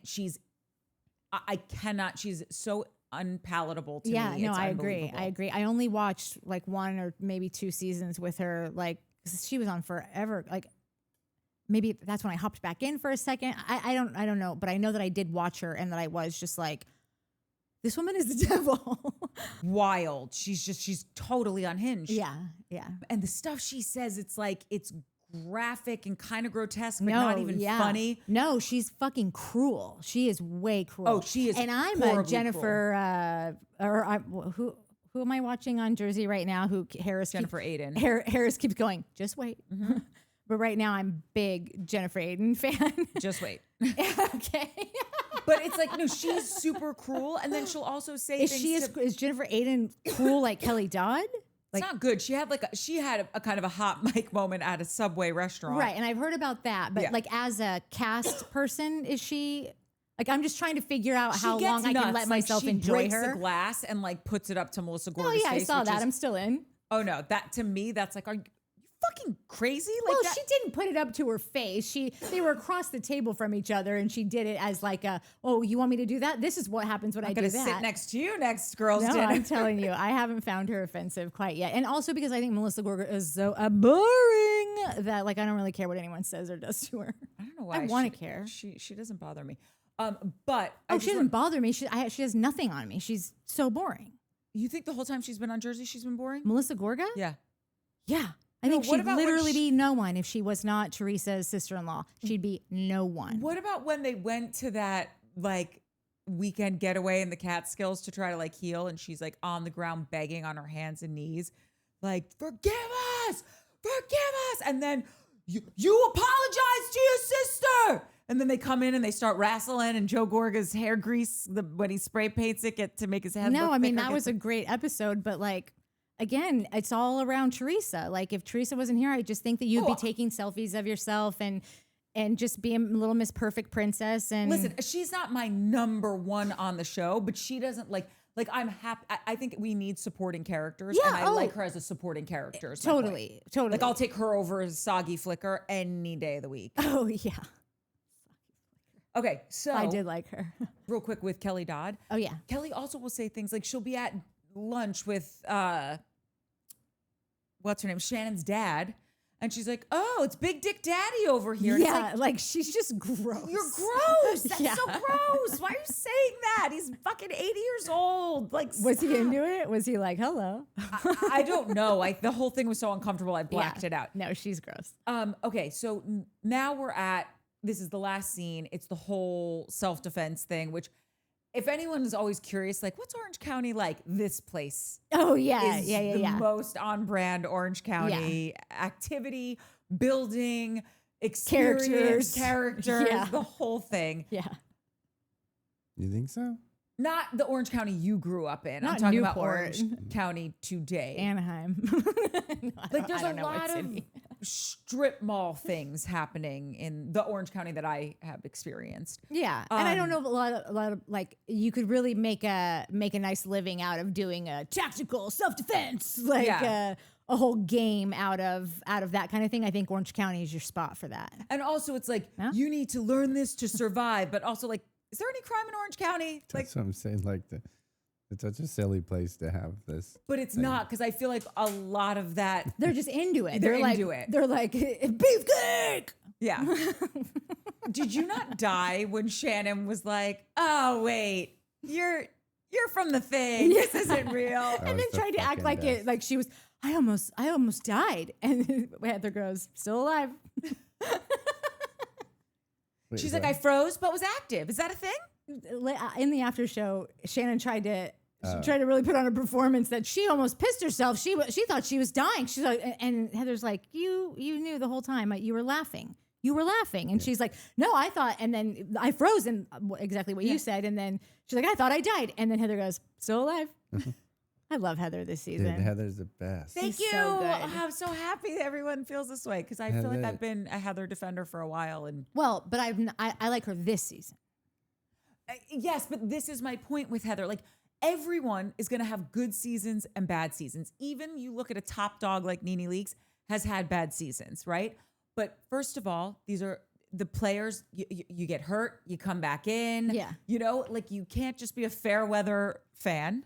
I can be the whatever kind I want, as can all of you. And Merca. I just think that season after season, she brings something to the show that when she's not there, I miss it. Even when she's annoying me. Even when, because there was a girl that was saying to her husband, like, oh, basically they were trying to out Terry that like he did a botched boob job on this girl. And Tamara's like, stop. Heather's like, stop filming. Blah, you know, she got all hot and bothered by it. And then finally, like, they were talking about it. And even when you were annoyed by that, or maybe you've heard certain things about Heather, I don't know. She's still bringing something to the show that's pretty fucking great that I enjoy more than the Katies on the show. She seems fun. She's funny to me, but she also seems bored. Like she seems like she's just here because she's bored. Like she doesn't have anything else to do. They got money. Her husband's got his thing, and she's like, "Yeah, I'll go do that." And she just like she's always giving like, "Okay, lady, sure thing." Like in her confessionals, like that she's just in on the joke, kind of. Yeah, she's always in on the joke. And she just like, I'm just having a good time. This is just going to be a chapter. Didn't she do the act? Is that the one who did the acting? Yeah. Yeah. Like, I feel like she's just kind of that lady. She's using this to like stay in front of casting directors. Like she does, if it goes away tomorrow, who gives a shit? We have fuck you money. But even like, And I'm I just don't having- even know it. Like, I get that she was an actor and now she did, but like, to me, she seems like the kind of person that's like, what are you guys doing over there? Huh. Hey, I'm going to be over here, Terry, and go does a thing for a year. And then, hey, No, what are yeah, these she's guys a doing? go-getter I'm of, going to like, go whatever- do this for a while. And Yeah. then just like, whatever. Like, I don't she think just she's seems like- whatever though. I think she's more of like a calculated go-getter. Yeah, she just knows like she's gonna do whatever she wants. She's probably got it all timelined out. Next year will be my this year. Then that will be my this era. You know, like Yeah. she's really maximizing her time, her look, her efforts, her all the stuff. I think with Heather, the reason that I used to kind of get annoyed with her, it was because it just seemed like she would like never get dirty, or she was Yeah. always just very like. But now, what I think, I respect her so much because I think that how she is just really shining a light on the biggest problem of this show, and it's that all these hoes are broke, and she's the only one that has real money. Yeah. And so that's why we're always in the weeds and these like decades long feuds and these stupid fucking did she, didn't she with a blogger who said like the dumbest, like piss poor problems. Yeah. And she's like, we didn't start watching this show to watch the middle class. Like, I'm sorry. And like Tamara's always like talking about how she's got a lot of like, I don't know what kind of money Tamara has and I don't know what her business is going to do, but I came here to see people that got money from like legacy media and like the Estee Lauders of the world. Yeah, and you own like, the patent to air. Yeah, exactly. And not your fucking CBD company, Tamara. Like that's trash to me. I'm sorry, call me old fashioned, but like, there's You want institutional I wealth. want institutional family money that's generations. I want Those succession. people aren't gonna do stupid shows like this. But No, to some go of them back do. to the Yeah, original, you get lucky. 'Cause what's the one thing sometimes. money can't buy? Fame. Yeah, it's true. It's back true. to the first season where there was like when you guys were talking like, oh, they weren't buddies or whatever. And I think we've talked about this, and everyone's gonna be like, yeah, thanks for showing up to the party. But it used to be called, it was Beyond the Gates was the original title of this show. Yeah. And it was legit just supposed to be about these richy ladies that live in this gated community and like the fucking shenanigans that go on. Yeah. Which makes me, and I know, I don't think we've talked about it in this, but you and I have talked about it. Are these shows sexist? Like, is the Housewives, like, it's mad sexist, right? I mean, all the Bravo shows are. But like the Housewives in particular. Like, if I was describing an old fashioned, like, oh, chicks be shopping and gossiping, like, I would get smacked in the face, rightfully so. But then somebody could be like, oh, Housewives? Are you talking about Housewives? Like, because this is just a stereotypical sexist show about ladies who shop and kibitz and fucking talk shit and rumor mill, like, right? They don't shop like they used to. Let me Yeah, tell right. I you. guess that's This what is you're bummed true. about. But Yeah, like, but ladies who luncheon, like it's just this like ladies with this leisure life who are just talking shit on each other. And the thing with like, I'm starting to clock Tamra and Gretchen as just like we talked about it last week, and Shannon said she had mentioned it too. This is just the popular kids, right? It's the Yeah, popular girls. None of them like each other. Tamara's the number one right now, but Gretchen's gunning for her spot. Like that's all that's happening here. Yeah. And so maybe Gretchen says some of these things next week that, oh, well, now you don't know what I know about you, and you be, okay. So now she's like, it just seems so silly and sexist from the wife standpoint, and then silly from the popular kid standpoint, but you're all fucking 60 years old. So like, when are we going to grow up? I don't know. That just kind of it hit me when it hit me early in this episode when they were all talking to their husbands, and I was like, "This is lame. This is a classic bad joke." This well, fucking show. yeah. I mean, there's that, but I don't know about sexist. Yeah, I don't so- know if it's sexist. That's what, as you're saying, and I'm trying to like, I know what you're saying, but I'm trying to put my finger on the more accurate description because I wouldn't say it's sexist. It 'cause should be. It's just not, because the men aren't what they used to be. Like they're just sort of like schmoes, and like they seem to be making more money than all their husbands But are. no, but you here's know, the like thing. except But for are like they? not. Like they're all, like you just said it, they're all poor. And what do any, like, I Well, know right, what but that's one how bad the person, husbands are, minus the Terry but Dubrows of the this bunch. whole You know? show, I know what one guy does for a job. I know, I don't want to say guy. I know what one human on this whole show, of all the humans I've seen on the show, I know what one of them does for a job. Yeah. That's it. the husbands. Well, granted, Any he of just them. stepped The in 2 wives, the episodes ago, husband. so- Sure, but I did a bunch of research today, and I know that Tamara owns a CBD business. I know that she had a fitness jobby with her husband, Yeah, her yeah. ex, but like, I don't know what she does now. you're I don't know talking what their about jobs are. The women's jobs. Or the men's Anybody's jobs. jobs. I don't know what a single person does for work on this show except for Terry. I do know, but I'm a sick fan, so that could be But why. do they talk about? They're like, oh, I got to go to work today. None of them have gone to a job. Well, they had a big thing with Emily's husband, Shane, for passing the bar to be a lawyer because it took him so long. Emily Yeah. always talks about How being. old are these people? Like, do either of them actually practice? I don't know if she's still practicing, but like a few seasons ago, they did do scenes with like her in her office. And then she also talks about like being a party planner. We know that, what's her name? Gina, your favorite, and her boyfriend, they're both real estate agents. They have that gated group. That's why she's always wearing the logo with like the double G's on it. Yeah, I'm not here for your come up. I'm here for your up and at 'em. Yeah, I want to see you already on the up. Yeah, I don't need to see your 2-bedroom condo. Yeah. Like, come on. We want to see lifestyles of the rich and famous. Like I said the other day, like if I wanted to watch like middle incomers and middle aged housewives, I would just watch our own YouTube channel. It could only be We watched The Valley for that. Yeah, Valley for that. You can only have one outlier as like the poors. Yeah, you get right? one pour and that's it. You get one know? pour and that's it. Yeah. Like on Beverly Hills when they were all really like they were rich. Adrienne Maloof. No, I watched the Yeah. first few Rich. years of No, the Beverly Hills. and I Vanderpumps, the was like, Maloofs, the Hiltons, shit, like you guys that's are- that's what real we're- money. That's what we're talking about here. Also, But- did you know Beverly Hills was like number 6 in this franchise? Like the 5th or 6th one of the One. franchises? I did not know that. What? How? Okay, OC list them. was first, It was OC, then I think New York, then Atlanta, then Jersey. and then Jersey, and Then then Beverly Hills. Beverly Hills. Then guess what? DC happened. But DC I like was, that one, I but it know, only me lasts too. like 5 minutes. Correct. And Dallas. Miami happened after that, canceled, came back. So happy Miami's back. But okay, wait, back to the thing, the self-defense thing. Can we just all be clear? A note from the editor. It's Lara Croft Tomb Raider. It's not Laura Croft. I don't know. She was like, I'm Laura Croft. I'm like, what is that? Her like I mean, budget. I've never twins- seen it. I know the name and I know the fucking pictures, but I don't. Regardless, that look was insane. Yeah, Fucking Gretchen's ridiculous. always here for a stupid ass costume. The Beyond. bra sticking out.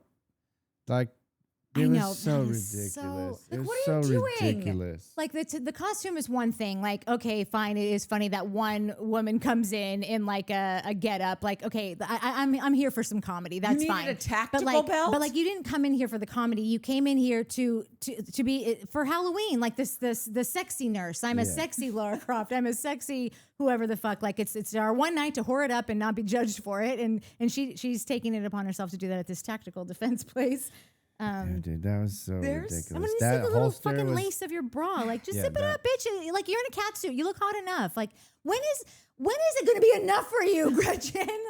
Honestly. All Wait, I wanted was like if I had a wish in life, it would be to go back in time, and once all those ladies left that place, to hang out with those dudes in the linen, like the workers of that Oh, place. yeah, yeah. That I guarantee you, hands down, was the funniest 45 minutes that no one will ever know about except those workers. Yeah.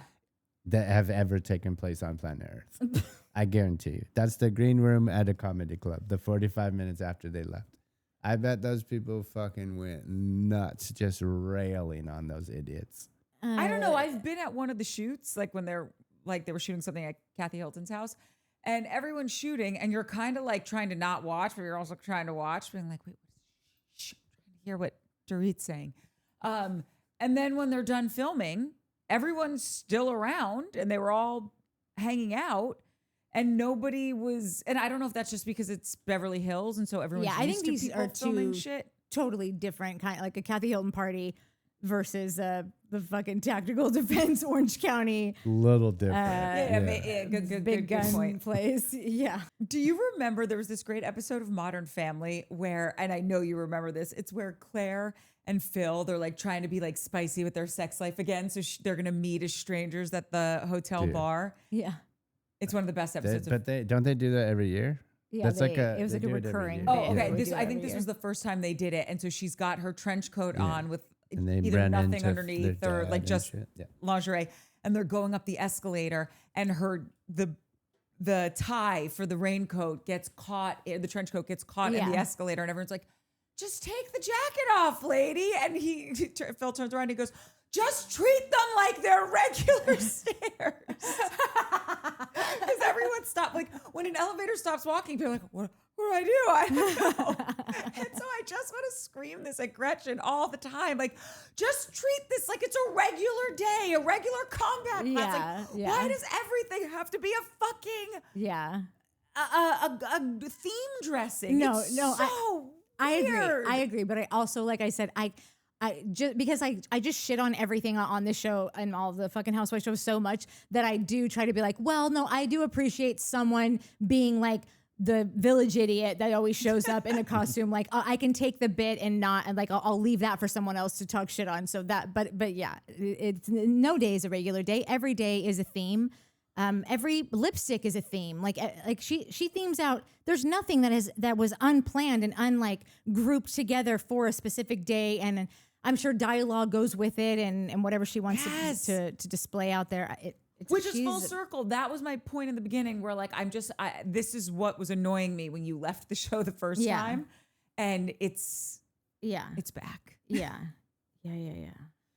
One thing I forgot to talk about was how funny Tamra is.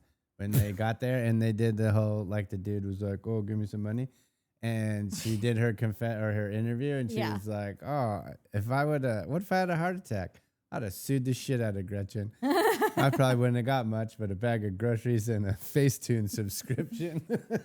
Which was so great if she hadn't have botched it. So a subscription to Facetune. Like, come on, Tamra. God, like, because that's the thing is that she can be such a smartass, and she hits it sometimes. Like she will nail, like she will be really funny and bitchy and snarky, and then she fucks up a joke like that. And Facetune is expensive. It's like $10 a month. Oh my God. I don't think she butchered it. No, I got it so that we could put on. We had a day with it where it was like we tried on different hairdos. That was fun. It was finding the right hairdo like for Mike. 4 hours of finding the right hairdos for each other and being like, wow, who knew that you would look this different with a bowl haircut? Pretty adorbs. Or gray hair. Do you still have it? I'll try to see if there's no. I can. I can't afford $10 a month. You know this. We're not getting paid for this. Correct. All our hype points either go to a Facetune subscription or paying off this camera equipment. Yeah.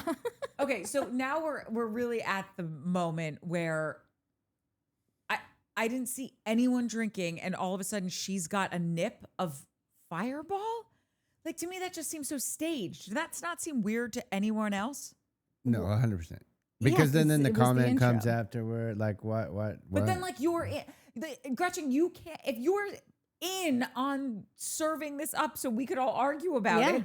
You can't play the Jesus card of innocent victim. I didn't mean to say it. I didn't say it. I was mumbling it. I said the wrong thing. It's the thing all over again in Salt Lake where they're like, we didn't know. We thought we were going to tropical place, and then they all have full on snowsuits. Like you got to give it a beat. Like it takes some time in between those two statements. Like can't play smart and stupid at the same time. No, and then act like. But it was written all over Gretchen's face that she knew that this was coming. And what made the whole scene weird was that. Like, I understand that, like, you go somewhere and you do the thing, you bop a tennis ball around a little bit, and then you have the conversation. But this was an entire, what felt like could have taken a place over 2 to 3 hours to shoot that stuff, and then to hold on to the big argument for all that time, and then to have some Fireball so that it was the intro to the, I heard you like to talk a lot on that Fireball, and then Tamra, Gretchen's face was literally like, and... Like she really like. Did you see her like look down and like she was like, "It's happening now. I'm ready for this. You rehearsed. You're ready for this." Like that. Yeah. So she did. I clocked that too. But then I was also like, everybody like it's been 20 years. Yeah. And countless reality shows on Bravo. Yeah. The dinner table takedown is a thing. Like it's a part of pop culture lore now, right? Like not even lore. It's a thing, right? Yeah. Every fucking time, everybody's like they don't know it's coming. They don't know what's happening. They're acts like if we went to dinner and somebody started popping off, we would genuinely be like, holy shit, what the fuck is happening right now? So uncomfortable, so not ready for it. Yeah. Every time they nail it. Like it's literally these on the girls call sheet. Nail it. Dinner table takedown. Yeah, and they're like, oh, is she gonna, I can't believe I just wanted to shoot some guns and have my thing. And then there's Heather. I just want to have a peaceful afternoon of shooting guns. Yeah, and then Heather just fucking like, oh, this is it. We're going just, like with the sandwich. She's the only one that was like, loving it. Yeah, she's the only one that you could see that she was like, this is great. Yeah, she was like literally eating. Like I've never seen Heather eat so much food in one sitting. And bread. Not even one sitting. Bread? She was eating, like, just picking her bread from the sandwich. And I didn't even notice what she was eating. I just mean bread. She was actually eating bread. Like, she seems too skinny to eat bread. No, because this is like a movie. She's here for the entertainment. Yeah. And that's how that is what sets Heather apart. And it goes along with everything we were just talking about, is that she takes none of this seriously. She's got to call the paparazzi to get the photo at the Disneyland because like that's she has a thing to do. Her husband is a distinguished plastic surgeon to the stars. She's got a $25 billion reno happening in a town that the show's not even in. She doesn't even live here anymore, and she's having to bop over to Orange County to get in the mud Take with her the misfits. helicopter down to Orange County. But there's I will say this about Heather: she's loosened up so much. Yeah, I love it about her. I think she's had a level up in life on many levels. Besides the fact that like they've made so much money at this point. Yeah, her kids are grown for the most part. Yeah. You know what I mean? I think she only has one kid left, or two kids, but like one is about ready to fly the penthouse, and at the pen coop. But even when she was kind of like trying to really protect the realm and taking herself too seriously, I still appreciated it because it was just like again one of those great supporting characters that she just adds something to the show. But I did like I was just noting during this whole fight. This is so dumb. You guys are both, it's Ross and Russ from Friends. When Rachel breaks up with Ross and goes on a date with Russ, and everyone's like, you don't see it's the same, they're the same person. And she's like, no, they are so different, guys. These two, Tamra, this is actually the one that you should be annoyed with, being like, oh, you're trying to be in competition with me. And I'm not saying that Gretchen is. It's just wild that they both can't see you are the same person. Both of them are the same to me. I mean, they're not the same because Tamara is a straight up lunatic. So it's hard for me to say that they're the same person, but they're both pulling from a bag that's 2 decades old. I'm exaggerating a little bit, but not much, probably 14 years old or something. And they're pulling out of the same grab bag of bullshit and acting like anyone on this God green earth gives a flying shit about any of this stuff. And that it can really evoke this much emotion from either of you. You guys are still so hellbent about these things that took place however long ago. And I guess it's more so Gretchen that is obsessed with them, but Tamara is still obsessed with defending them as if they matter, instead of just being like, honey, it's 2025. Like 2012 called, they want their fucking pearl headband back, like or whatever it is. Like they want season 7 back. Yeah, or just as simple as that. Yeah. Get in the DeLorean to fucking pick up some more fucking problems that you don't have anymore. Emily say that? The DeLorean? She's like, if I had a... Oh, maybe she did. Maybe that's why, because I don't even ever talk about that movie. So that's probably why that was like fresh off my tongue. She was like, I would get in a DeLorean and go back to 2008 or whatever and squash this beef between the two of them and then come back here. Emily said it, yeah. And let me just comment on that. No, you wouldn't, because you wouldn't have a fucking job. Because all you do is glom onto other people's issues and then make them figure out how you can play your role in them. Here's the hot potato. Yeah. Yeah. You let everyone else tell all their deep, dark secrets to Tamara, and then you figure out how to tell Tamara what they said and vice versa. I don't like Gina and Emily have to do next to nothing but play some kind of a role in the relaying of information between the two dum-dums. They're that, and then Gina when at the dinner when they were like, well, so it started when we were talking about Tamara's song, and she was like, you wrote a song, or you did a song. Like the way she was so clueless about this whole fucking thing, but then asked the question, like just didn't read the room, didn't know what was happening, thought it was so funny, like, wait, you sang a song? And then quickly was like, oh, is this a table takedown? My bad. I'll bring it back. Sorry, do you want to take that again? Can I get the corn really quick? And that was corn. That was not fucking couscous. No, yes, that was so weird. Yeah. It was corn or couscous? No, she was like, the corn is so good. And they're like, it's couscous. And she was like, well, it's yellow. And then they cut to it. It tastes fucking corn. It's a bowl of corn. It looks exactly like corn. Oh, I thought it actually, because I was just like on the rewatch, I was just listening to it.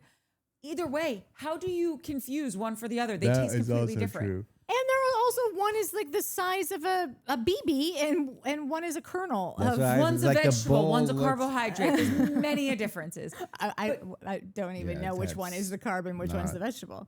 Well, that's last on the list. Okay. But Corn has not a single nutrient that's helpful. That's what I just heard. really, That seems like fake news. I think It that is probably fake is, news. yeah. I just If had you corn. put butter on it and grill it, and then that's like little just made great corn stuff last on night. it. Wrap it in bacon. Okay, if The kernels are all. Yeah. You would do that. You would I take the would. kernel time. wrapped bacon. Yeah. When I say they're the same person, it's like they're fighting. It's Yeah. I totally. It's the same Yeah. frequency. Maybe that, like, yes, it's a little different because Tamara fights this way and Gretchen fights it, but like it is the exact. It's such the same frequency that it almost cancels each other out, and it's just white noise. No, they're both like, can you believe this guy? Can you Yeah. believe this guy? Like they're both like, I'm the angel, you're the devil. That's Can right. you believe this fucking guy?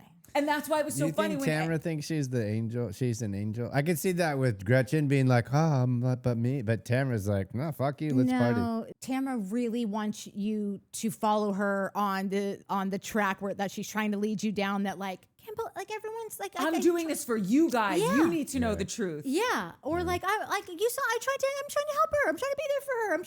All I said was this. I can't believe. Like I think that, and it was reinforced when I saw her on Nick Viall. And for 5 seconds, I told you guys this last week. I started to believe like, oh, she's just here. She's just showing up to work. She's doing her job. But the amount of things that he had brought up and that she had the same tune for every single one of them, like you can't have the same answer for every single thing that you've ever done and it be believable. Like, or if you do, after the 5th time it happens, it's time to realize that like, oh, that's not really the best way to approach this or, Well, it's also or whatever. annoying because she uses the same, this is the hardest year of my life. You don't know what I'm going through. Every season. Yeah. This is the hardest year of my life. All of this shit's Yeah, happening. I have It's just like- autism. I can't believe. yeah. Real quick, it's so annoying that Gretchen chose this as a fight that she wants to have, where she's just like, because she tried to sing a song. It's like she was trying to help out like with the no hate campaign. She wasn't trying to produce an album and be a singer. So Out no, of all the things you could fucking come for, like Correct. she's literally doing like charity work. the But defense's also, like case to does not hold bring water. that. Like She's hitting the street. She's an advocate. I She's an haven't ally. heard that talked about on the show. Like I heard it somewhere else or in the after show or something. What, But- the no hate campaign? Yeah, thing? that's what it was. That's what it was about. Like it seems like that would squash. It's also why this fight is so fucking ridiculous. Because it seems like when Tamara was like, "Oh, dude, no, the guy lived down the fucking street. We were hanging out as a joke. Like we just went to fuck around and do a thing, and it was for that no hate campaign. I thought it would be fun. It was not like I sucked. Like she said like it seemed to me that she was like." What, dude? What? No, we were just having a good time fucking about.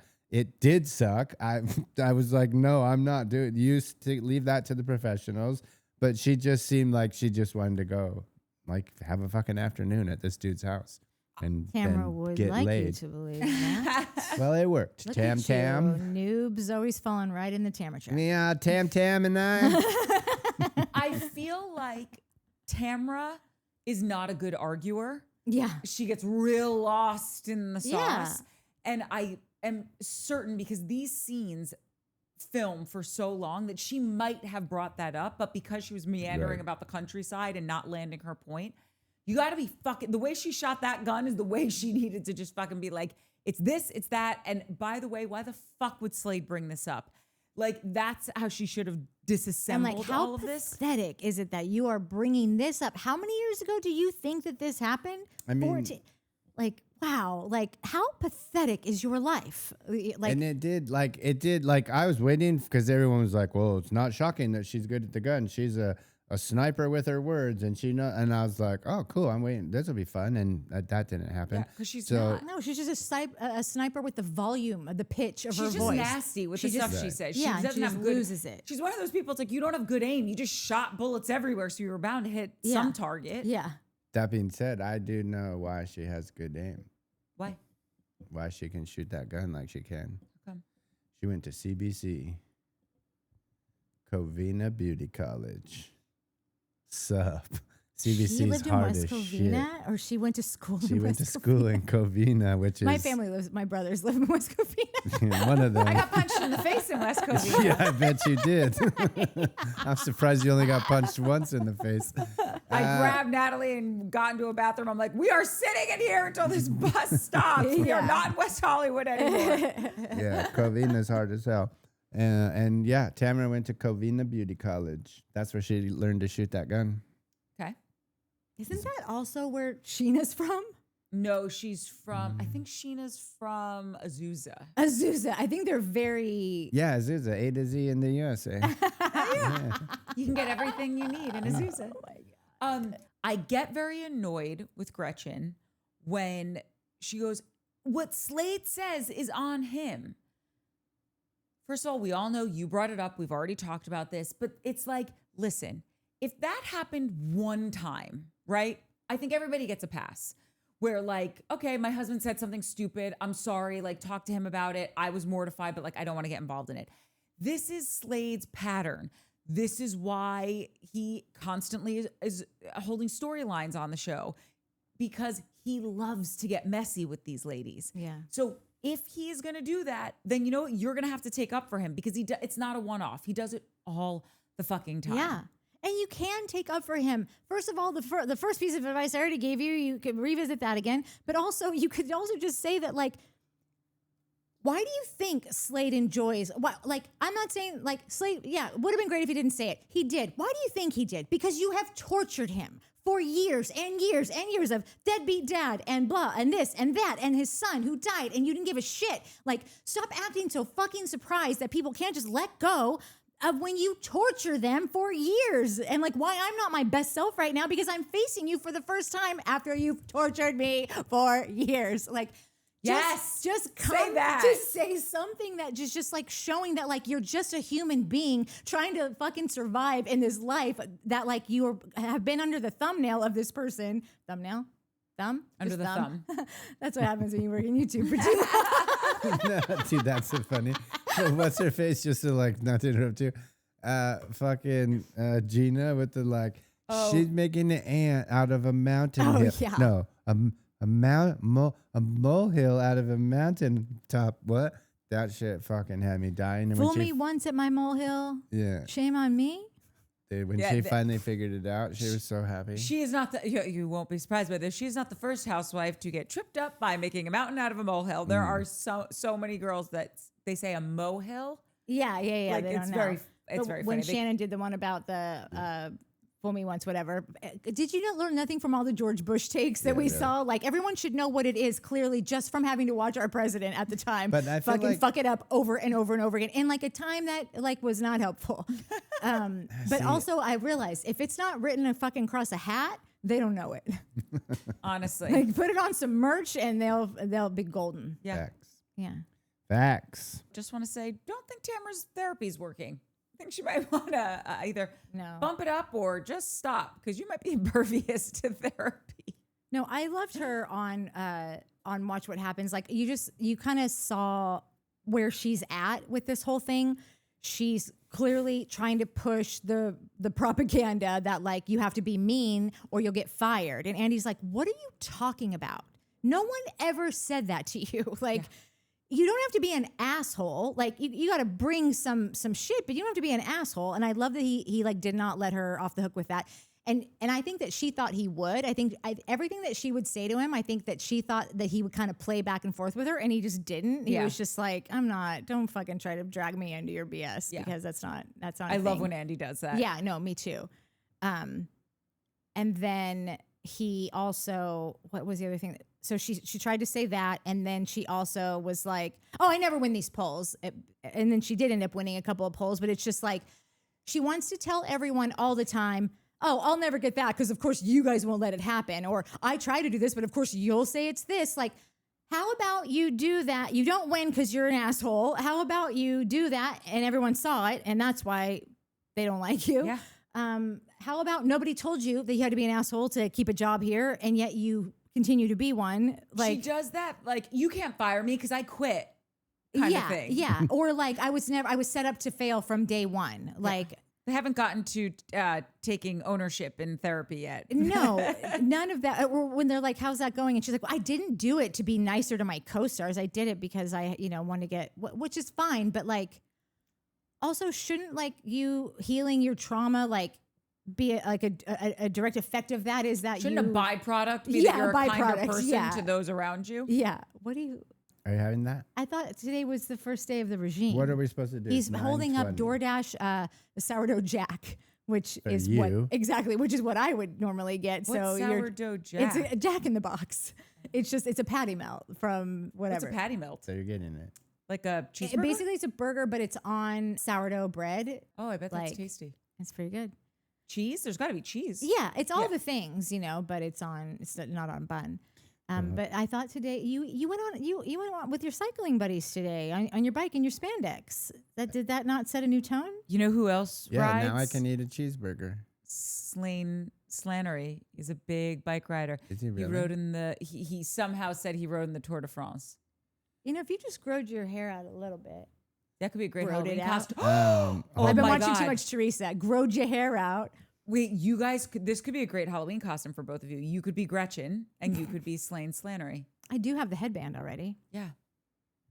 All I have to do is get some knockoff Chanel thing that. I think hers is knockoff Chanel. It looks like it is. If that's real Chanel, come on, Chanel. It's not. She does she has the Louis Vuitton bedazzled. Yeah. Oh, yeah. Louis Vuitton doesn't make that. Yeah. In 1993, American competitive cyclist Slade Smiley, a.k.a. 36, a.k.a.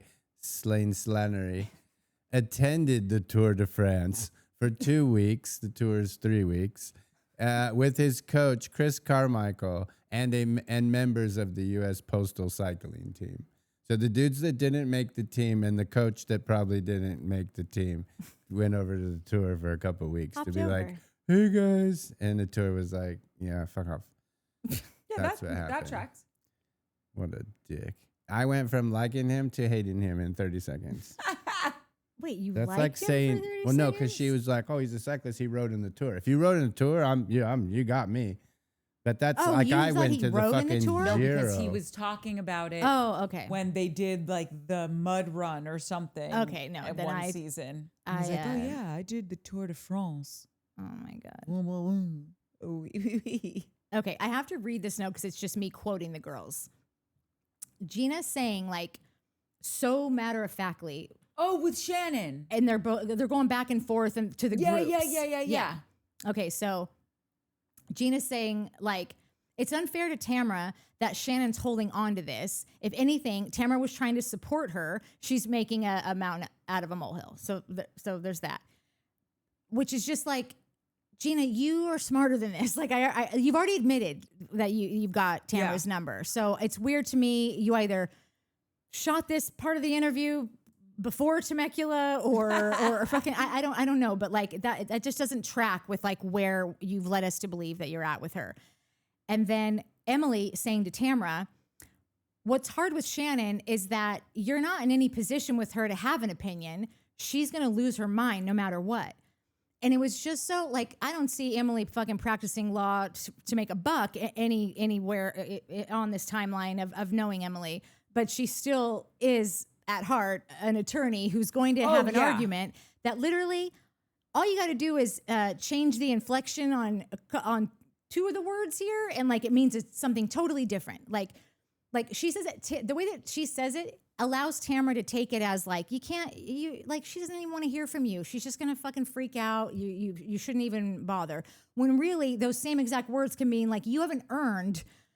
Like her good faith, her trusting that you might actually be bringing a point. And I just thought that was like, if you've never watched Emily before or know nothing about her, like this is what she does. This is how she plays that middle beat. And like, she never really puts herself out there enough to get nailed on anything. Now she might, since she says those things that we see from last episode where she actually says like, when they ask her, who do you trust the least out of the group? And she says, Tamra.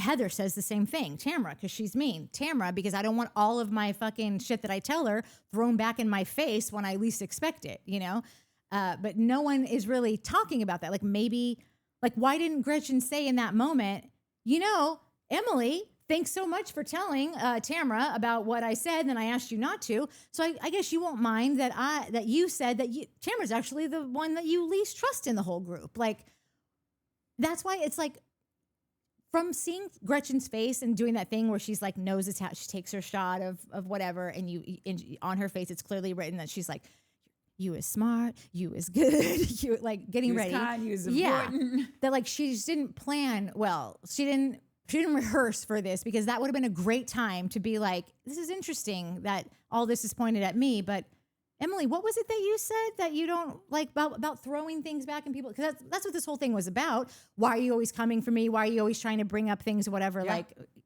you do that all the time, Tamara. Emily was just saying that. Emily, did you want to elaborate on that? She doesn't say that. It was just annoying. Like, there's so many missed opportunities to so many missed opportunities. Yeah. I did like, though, that Gina, when they were having that conversation, Gina's like, that's not what Tamara said. Yeah. Because I will say, even though I think that Tamara was needling her and she didn't need to bring up the dad's drinking because he's not on the show. It wasn't public knowledge up until then. Shannon's never openly talked about it on the show, unless I'm blanking on that. She was saying it in such a way that it was like, yeah, I get it. Tamara sucks and you wish she didn't say it, but she didn't say it like that. Yeah. And so I just think that Shannon doesn't need to give you the exact quote, like how I'm reading these exact quotes, because I don't want to fuck it up. But Shannon, I understand that Gina was trying to say that's actually not what she said, but it actually was what she said. It was the intent that she had, and I think that Shannon just sees that. So I just don't understand why she even. I don't think that was necessary for Gina to actually say that, unless she was just trying to still play the middle and be like, Tamara, I still got you though, girl. No, because everyone's scared of Tamara. I think it's more of like a big picture thing with Shannon. Shannon is very dramatic, and she gets very worked up and tells a more colorful version a lot of the time on the show as to what happened. But when it has to do with Tamara, though, I think she should just be allowed to, because pretty much everything she says is what Tamara was. That was her intention. And like, I don't think any of us can like argue with that. So I think that Shannon does that about a million things. When she does it about Tamara, I think just let it fly, because this woman has taken so much shit from this bitch that just let her fucking pop off. And and listen, I like Shannon, but like Shannon was a lot. And she is a lot, but Tamara's more. For sure, because I think Tamara has more ill intent, and I don't think Shannon does it. Yeah, and that will always be the difference for me. Like, yeah, just watching someone with just a fucking Satan streak through their hair, like she should have like a lightning bolt like through her hair. With her free Facetune subscription, she can see if she likes that look. Yeah. But everything else, Shannon, shut the fuck up, Shannon. Oh no, I keep going, Shannon. I love. Yeah, but I'm with you on like the exaggerations and the making. Oh, woe is me! I can't believe my whole world is falling. Like the sky is coming down on me. It's a little much. Correct, and that's the only reason why I think Emily's probably so fed up with shit like that she probably is just trying to course. Gina, thank you, is trying to like course correct at any point with it. But you're right. It's like, if this person, it's what she did mean. You're reading between the lines, so just go with it. And then for Jen to say, I've gotten to know Gretchen. Oh. The last thing she wants to do is talk about Tamra. Jen, wake up. The only thing Gretchen wants to do is talk about Tamra. That's why she was brought here. I ain't even mad at it. She fucked it all up. She blundered the whole thing, But to be queer, that's why she's here. Yeah, exactly. Okay? So like, it's just fucking stop with that. That is the funniest thing ever. Yeah. Like, I've been to Seattle. It doesn't rain that much. Like, what?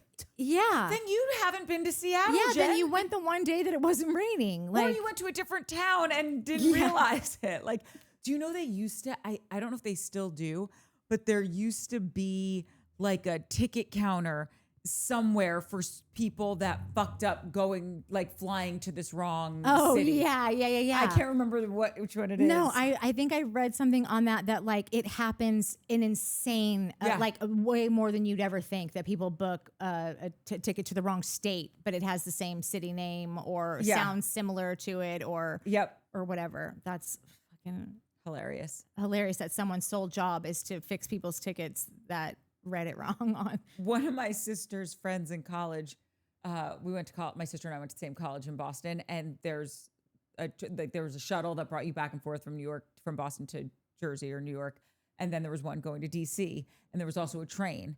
And one of her friends got on the wrong train and ended up in DC, and it was like Thanksgiving, and her whole family's like, "Where are you?" She's like, "I'm in DC." That's the fucking worst. I used to be scared that would happen to me all the time. I get so frazzled. Just a little over more of a macro takeaway from the last couple seasons. I don't know if any housewife from yesteryear should answer the phone when Bravo calls to maybe you want to pop back in without doing yourself a solid and asking yourself, who needs something? It seemed like they brought what's her fuck in, Jesus Jugs, Alexis last year, because Shannon, to kind of deflect from the fact that Shannon drove drunk into her boyfriend's house with her dog in the car and then tried to walk down the street bloodied, like acting like nothing to see here. Oh, I'm just walking my dog. My car's on fire back there. Oh, wow. I didn't notice that when I walked by that.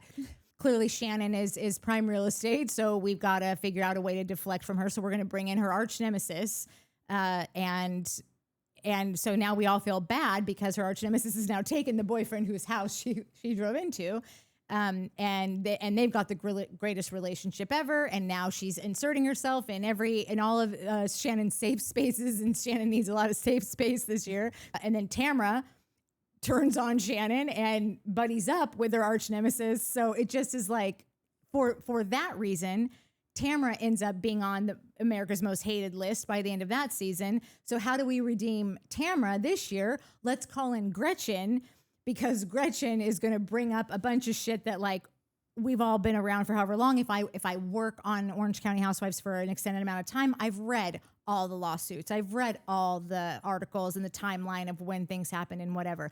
I've kept in touch with Gretchen and Slade. I know that these two still have their beefs and they're like ready, willing, and able to bring it all at the fucking one Put me phone in the call. game, coach. Yeah. As a friend of, pay them $5 a day and they'll be here, no problem. All because they already know that what they're going to bring is going to be horse shit. And even if it's not, they're going to, like I said, show you the whole scene where Gretchen brings it up and then show you the next scene where Gretchen tries to pretend that this scene is a brand new scene and she has not told Slade yet, even though we just watched 5 minutes ago. Put her in the car and tell her there's no cameras in this car. So she goes, I didn't go to the hospital. I did go to the hospital. I mean, I didn't go. Did I go to the hospital? Like setting her up. That's why I asked earlier off the bat, like this whole thing begs the question, does Bravo hate Gretchen? And it just seems like they set Gretchen up for failure, knowing that this would give Tamra a redemption. Because for the first time, Tamra, well, not the first time, because I'm sorry, I've also forgotten to mention that Tamra did get sued twice, I think, last year for lying or exaggerating about Jen and Ryan, whether Ryan deserved it or not, or whatever he was involved in. She did take it to the next level. She did get a fucking cease and desist and had to fucking walk it back and do like a public apology and say, actually, their house wasn't raided or whatever it was that she said, like she had to take that back. So Tamra has been on this streak of like lying and getting busted for it and it being a very public thing in lawsuits and defamation and whatever. And so they needed to bring someone on to show that Tamra does tell the truth every now and again, guys, look. And so Gretchen's the idiot that they've set up to do this. So going forward, like they basically have character assassinated Alexis and Gretchen 2 seasons in and out, and you're done. I don't know. Maybe they'll keep on with Gretchen. Maybe they'll let her come back for more pounding. I'm curious. Yeah. But again, if they're calling you, ask why. Find out what you're going to get paid and really weigh your options. Is the juice worth the squeeze? Yeah. Because I don't I don't think it was for Alexis or Gretchen thus far. And Oh, for Gretchen, I think it definitely was. worth just because- it by the end of it? How we know that everyone has because- turned but- on her by the end of this season? Yeah, because I don't think she gives a shit whether she's friends with these women or not. I think it's one of those like no press is bad press mentality with them. But I think that they're all here to tell you the real story. And now she's told us the real story, which we will all learn is horseshit. So I think that, like how I talk about what's her name on Salt Lake, like rejection fucking hurts and it stays with you. And when you want to right a wrong or you want to redo on something, if that's the kind of thing that Gretchen's holding on to, this clearly she's been holding on to everything that Gretchen is or that Tamara has ever done to her in her whole entire existence in Orange County. She will not have pulled off what she came here to tell everyone. I think her and Slade really thought like, it's happening. We're finally getting our platform to tell it like it is and take Tamara down. Yeah. And like, I don't think they're going to. I think they're no. going to be worse off for it. I don't think they're going to at all. I just think they come from the mindset of no press is bad press. I really think that. Because what were they doing before? They weren't on television. If Gretchen didn't care so much about what she's putting out there and like her appearance and how people are consuming her and seeing her, and like, if she weren't that person, I would think like, yeah, she is that no press is bad press. But even Alexis at the end, Alexis and Gretchen are very similar people to me. And Alexis at the end of last year said, I wish I would have never done this. I would never come back on again as a friend of.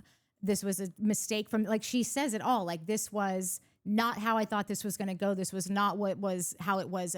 I was approached about this, and that it was all like, she would never do it again if she had a second chance. So I'm wondering if Gretchen will have a slice of that too and be worse off just now. Like, we all forgot how you're like, no, I remember thinking like, oh, why did Gretchen go away? I think, now I remember why. So I think that's going to happen. I think that anybody who doesn't remember why, oh, right, is now reminded like, you're an idiot. Yeah. But I do hope that she does come back, because I don't like, she's a lying liar who lies. And so it'd be a punching bag for us. Yeah, I'm not mad if she comes back at all. Yeah. But you know, what's her name? What's the girl that we like that was kind of dumb? Jen. No, but from really old, where they were like surfers. They were very beachy vibes. She was kind of a dingbat, and I think they ended up getting Lynn Curtin. Lynn, if they call you for any reason, just think about why. I don't know, like, just see who's in trouble. You know, just people that we like. That Lynn's like still we just making her don't. cuffs, living in Orange County. Yeah. Oh my God, it was really wild. Her daughter became like a very big porn star, Yeah. and probably is making more money than all of us. And I don't know if she's still doing it, but it was. Oh, I think I saw that in the comments, but I didn't remember who they were talking about. Yeah. That one of them And then the other daughter, I think, is like something- soft porn, and then the one of them's real porn. Yeah, soft it's not. porn. There's a lot happening with Lynn. Hey, Curtin's shake him if you kids. got him. Tamra. She's got him now. Okay, last thing is when Tamra has her moment where she's like, "What do you know about me, bitch?"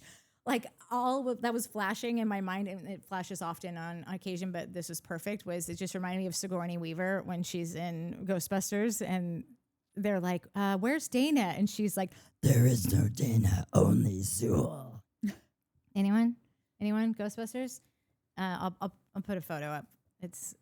She fucking flips in a heartbeat. It's almost impressive, and like if you're not actually looking at how she's flipping, it's just so quick. I don't know how she doesn't pull a muscle.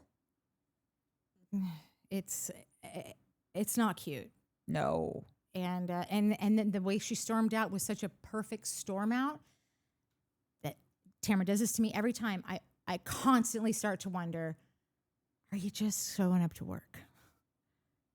And like I said, she's not. She's an asshole. But like, I will never. There are so many of those moments that I'm like, I would probably always be second guessing. No, I just think she's a runner. I think she gets overwhelmed and she runs out of situations all the time. Yeah, but that was just like gold. That like, she's been doing this to me for 30. Like, it seems like she's yelling at production, yelling at the fucking combat guys. The guys that are like, I just work here. Bravo needs to do a compilation of every time she's yelled Yeah. and then exited like that because it's a lot. Yeah, and I saw a scene from The Neck. In one of the scenes from The Neck, she's wearing a hat that says "That's my opinion." Yeah, because you remember when she screams that. Yeah. So next season is going to be, "What do you know about me, bitch?" I start that merch now. I know. It's pretty good. Enough. Oh, that's all I have. Commies? Yeah. Joe Schmo. My fave dude is in the house and looking spiffy today. Thanks, Joe Schmo. Looking spiffy today too. You look very handsome in Hunter Oh, Green. thank you. Hey, Thank got you. Bogey's hat on. Yeah, I got Bogey's hat. Go buy some houses, everyone. Yeah, it's just his birthday. Fuck. Happy birthday, Bogey. I forget everyone's birthday, though. Don't take it personally. You will, though, because you always do. Sandy with cats, Nicheless Boomer, CD 10610. We all had a nice little conversation about the lighting in the thing. It was nice. She was bummed though. She's like, "Damn it, Mike Mark, I gotta go back and watch it now," and she did, and she agreed. But this one is my favorite comment. I'm gonna save this till the end. Nicheless Boomer. I have a couple from Nicheless Boomer. OMG, Natalie, now that you point out how Slade's expenses could be used in court, I see it all in a new light. A sweet meteor infused ruby light. That's a little foreshadowing for you people at home. But I thought I was impressed with that one too when you said that about his thing. Like his money being possibly used in court. I was like, oh shit, that's super smart. And that's just a thing. That's it. Nettie, is Slade a stay-at-home dad? What does he even do now that they have a kid together? And then Sandy with cats. Maybe Gretchen and 36 decided he'd be a stay-at-home dad because he was making a good living, or because she was making a good living, and hopefully he then does most of the cooking and cleaning. It would be nice as a woman to have a man actually do most of the work around the house if I'm the one working. Totally agree. But there's a whole thread about like that, and then I chimed in. What the fuck do these people do for a living? I think for a while he was managing Gretchen. Yeah. But for free. Oh, yeah. You had said No, that. I think like whatever like she takes into account. free. Oh, right. Sorry, for free. Slade, you are such a freak show. Oh my God. McFix? Wait, really quickly, are you not going to read Nicheless about the Yes, wine? I'm saving that for the last. Thanks okay, for spoiling the whole fucking Oh, that's show. what you meant by foreshadowing. I'm sorry. This is Mick Fix. She wrote a long one about all her views on everybody, but I'm just gonna read the last paragraph because it's super funny. Also, I think Mick Fix got her hair done, and she's been posting a couple new profile pics. I got 2 words for you: hell and yeah. I gotta look.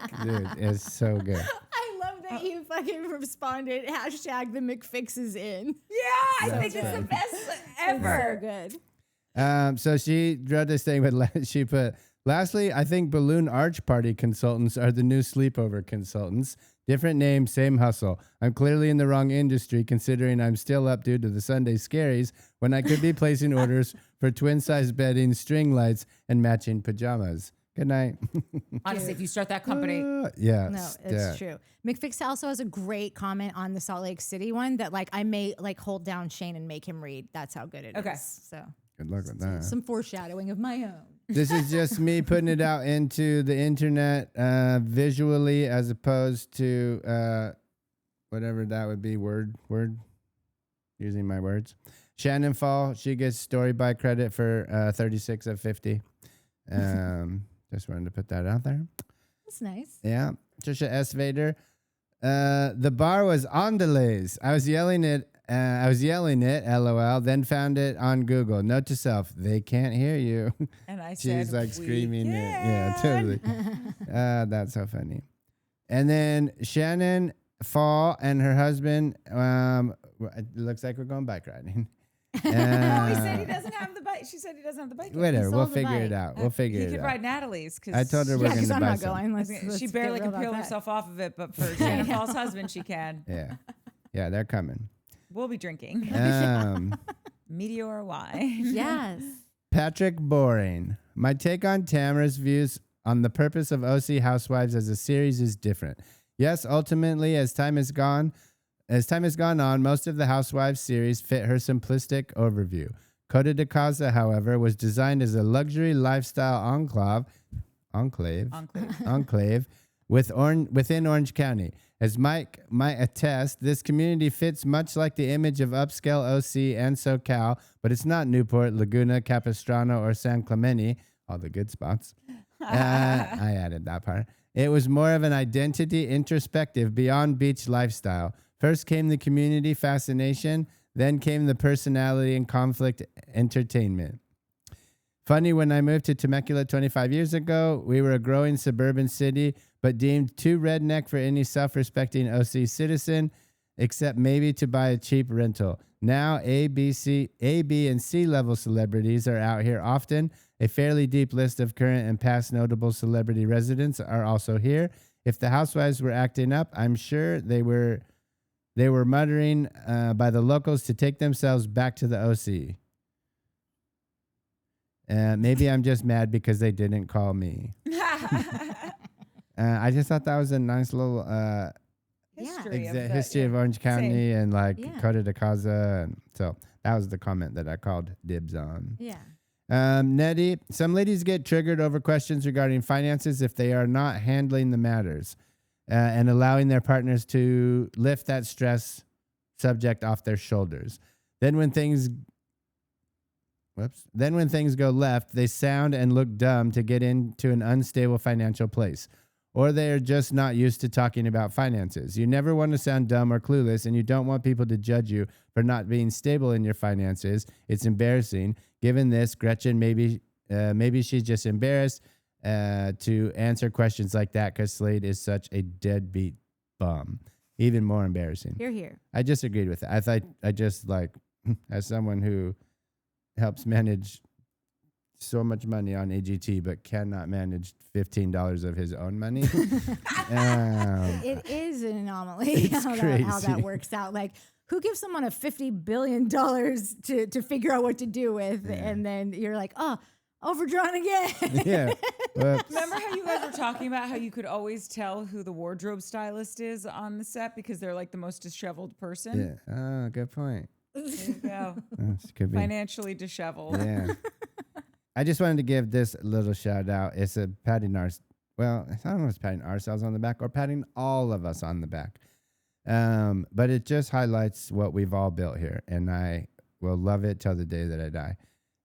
Rones, I think the biggest reason I love you guys and your podcast is because you make us feel like we are part of the conversation. You don't just talk to each other and we listen. There's a real sense of connection and interaction with your audience. Thank you so much for the time and effort you all put in for our pleasure and entertainment. It is greatly appreciated. And I just like, we talk about it all the time, just like how you guys all chat and comment, and like we didn't plan on doing that. It just happened, and it is literally the best thing in the whole world. It's my favorite thing to do now. Yeah, we don't make you feel that way. It just is that way. Like you make us feel that way. Yeah, it feels like Jerry Maguire helped me help you. It's that kind of But like we all talk and we read everything and we talk about you. We talk about you guys all the time. Like when we only film this a couple times a week. Yeah. Like I feel like there's so many people that are a part of our just like everyday repertoire. That's just like, oh, you know what she's doing this weekend? Like, because this is, for me, really, these two go out in the world with other jobs. I really am so just doing all of this 24 hours a day. So I feel very isolated. And so I don't know how sad this is, but these really are my real friends. Like they are people that I think about all the time, and that why I will do a thumbnail a certain way because I'll be like, she'll fucking get a kick out of this or like whatever, because I feel like they've shared so much personal stuff with us that like, I don't know, like we could all be getting catfished by your photos. I could have an idea of who you are in my head that really isn't, but like I really truly feel like I know Shannon Fall. 100%. Really. And then when people don't comment, I'm like, where's Carly T? Where's Jimmy? Where's Johnny Smiles? Yeah. Where's Christy Sheik? And we start worrying about I always want to know, especially if what's going on. any of them in the older realm. I'm like, No, we cannot not hear from you for 6 months. Like that's not going to work for if me. you watch the show, just check in. We're doing like a wellness check. Yeah, wellness Okay, checks. I want to add one more thing to this actually, because this happened yesterday. Mike and I are at breakfast in my hometown because we had to go home for a funeral for my grandmother's like memorial this weekend. And we always go to this one place in Winters for breakfast before we leave. And Putah Creek Cafe. Puta, not puta. That's something else. No, I know it's something else, but I think that's funnier. Okay, well, it's not the name though. Putah They would be Creek. offended. No, it's Putah Creek. And I don't know how it came up. Oh, it was because Truth for Peace like sent me a video about something that she was just like, oh, she emailed it to me and she was like, sorry that you're going to yet another funeral. I thought this was pretty funny and who doesn't need a laugh, you know? So I was watching that and then I was thinking about how like every day we close out the show with something that she writes. And like for a while, I didn't really think about it as like, I'm just thinking like, oh, she's just commenting and I'm just using her, I'm just reading her comment. But now it's become like a part of the show where it is like, it is the book end to every show. And then I literally got worried thinking like, what if she's like, what if we do an episode that just like wasn't very inspired and she's like, fuck, I got nothing. I got to come up with something. They usually, I think they shoot these on Tuesdays or like, I started thinking about how like, have I put pressure on a person to do, well, I mean, we're all doing free work over here, but you shouldn't have to. Like, well, I'm not trying to impose that on anyone else. Just another person not on the payroll. Yeah. And I started thinking like, why I want the shows to be good so that's like it's a natural reaction to something and not ever like, hey, also maybe you might have a wedding you have to go to one weekend and she goes, I gotta get this comment out, I got a deadline, and I would just never want her to think that like this is her responsibility. And yet it is a bookend of our show. and yet it is your responsibility. And so then, but I thought of this because literally like McFix has had such fucking bangers, like full rounded things. And I'm like, I literally was in my head, like, and nobody asked this. Nobody's asking this. And I'm in my head going, you know, if she ever needs to get somewhere, McFix has really been stepping up her game lately. So I think I could probably read her something. Like, this is how these people are in my life because I am so alone.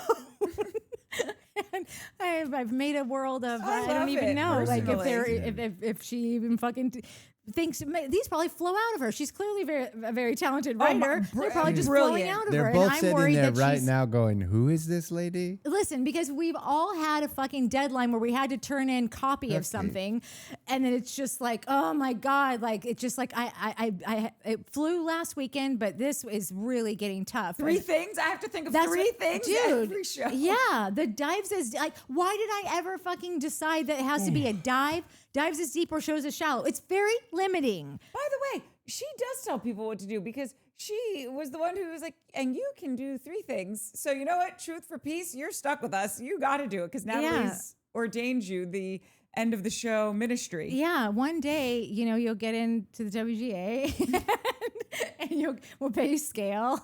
Or you'll get a gift card to a local grocery store near you.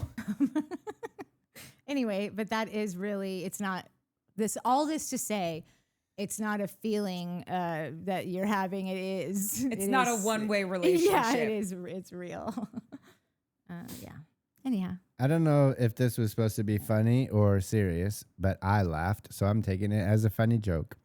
This is from the Queen of Sheba. Gretchen, the so-called holy roller who is cruel and unwed with a child. No, that's funny. All right. I'm going to end it with some great news. I've been waiting for this news for so long. Yeah. We all have. We all have. It wasn't a shock, but it was as equally as not a shock for me. It was a relief, and I'll explain. Yeah. Nicheless Boomer, I want to thank you all. It's because of you that I am, at this moment, savoring the Meteor wine. Quite possibly the finest, smoothest wine I've ever had. Meteor Vineyards and Now Defy, I love you. Is that the wine speaking, or you really love us? Because we love you. It's probably a bit of both. But it is, Nicheless Boomer bought some Meteor wine and has been saving it for a special occasion, and we've been waiting for this review, and it finally came. So happy that you enjoyed it. Yeah. And we knew. Yeah, No, not we that knew yeah, that was not gonna, that but we- like it's always nice to hear. It's like when you know We're you not look hawking amazing and crap someone's here. like, "Oh, Yeah. that's a great outfit." It's like but it's so nice to hear it because it's Yeah. you worked so hard. Yeah. Yeah.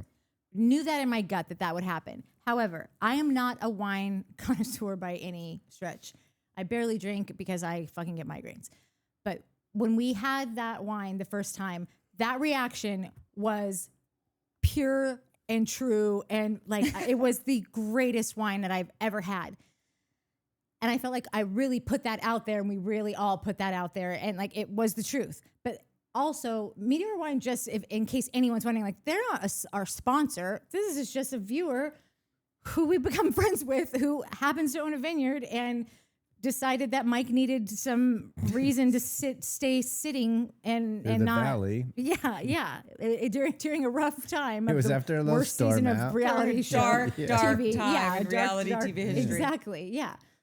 But when she said that she bought it, or she was first asking about, like, she was like, what kind do you have? What year was it? Or what was the, it was a Cabernet, was whatever her questions were.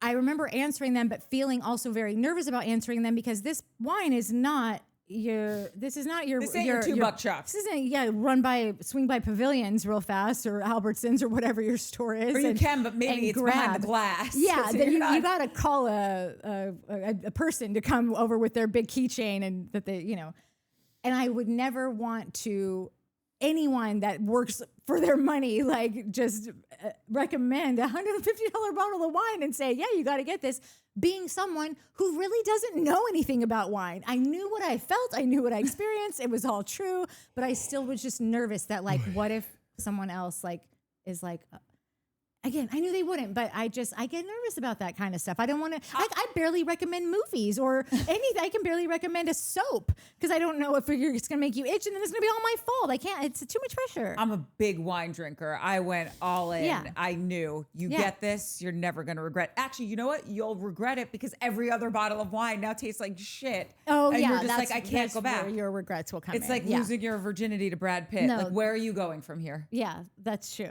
Even my mom sends me photos now and she'll go, can you ask Barry if this is any good? And I'm like, no, I cannot because it's going to be a no. It's Correct. going to be a no-go. Is it Barry's wine? Yeah, Then it's the a answer I Barry's can wine. answer correct. that. It is No. no. Okay. Build Indy said Tamara hasn't changed one bit. Now she's just controlling with kindness, and if she doesn't get the reaction she wants, she's terrible again. Great point.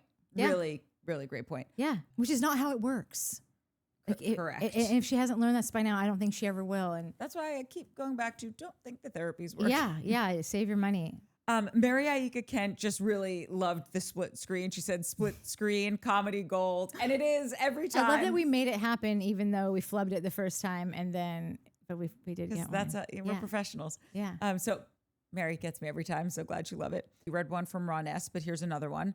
I think someone should advise Gretchen to listen to this video. Your advice to her on how she should handle the questions about her and Slate's finances were spot on. And thank you. And we had more advice for her this weekend, or this episode. So hopefully she'll watch Yeah, it. we should just cut together like a what to do for Gretchen. Yeah, just send her like a little PR kit. Nisha Boomer said, I was raised to never discuss money with people, New England. It was more taboo than sex. Were I Gretchen, I would have responded, why do you ask? My private finances don't involve you.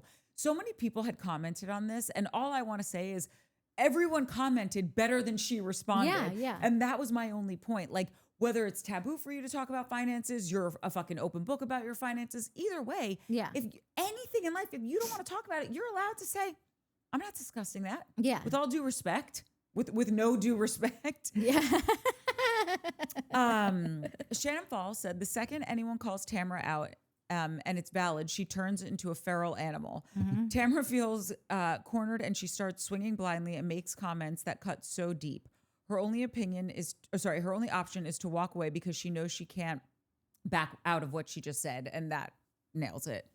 Danielle Warren said, I believe Mike's question was, so why does everyone hate Tamara? My immediate internal response without a beat was, oh, because she's hateable. More of a matter of fact, quick response than my personal opinion. I personally do not hate as often as possible in life. I do not invite a spirit of fear into my life, and I actively pray against it.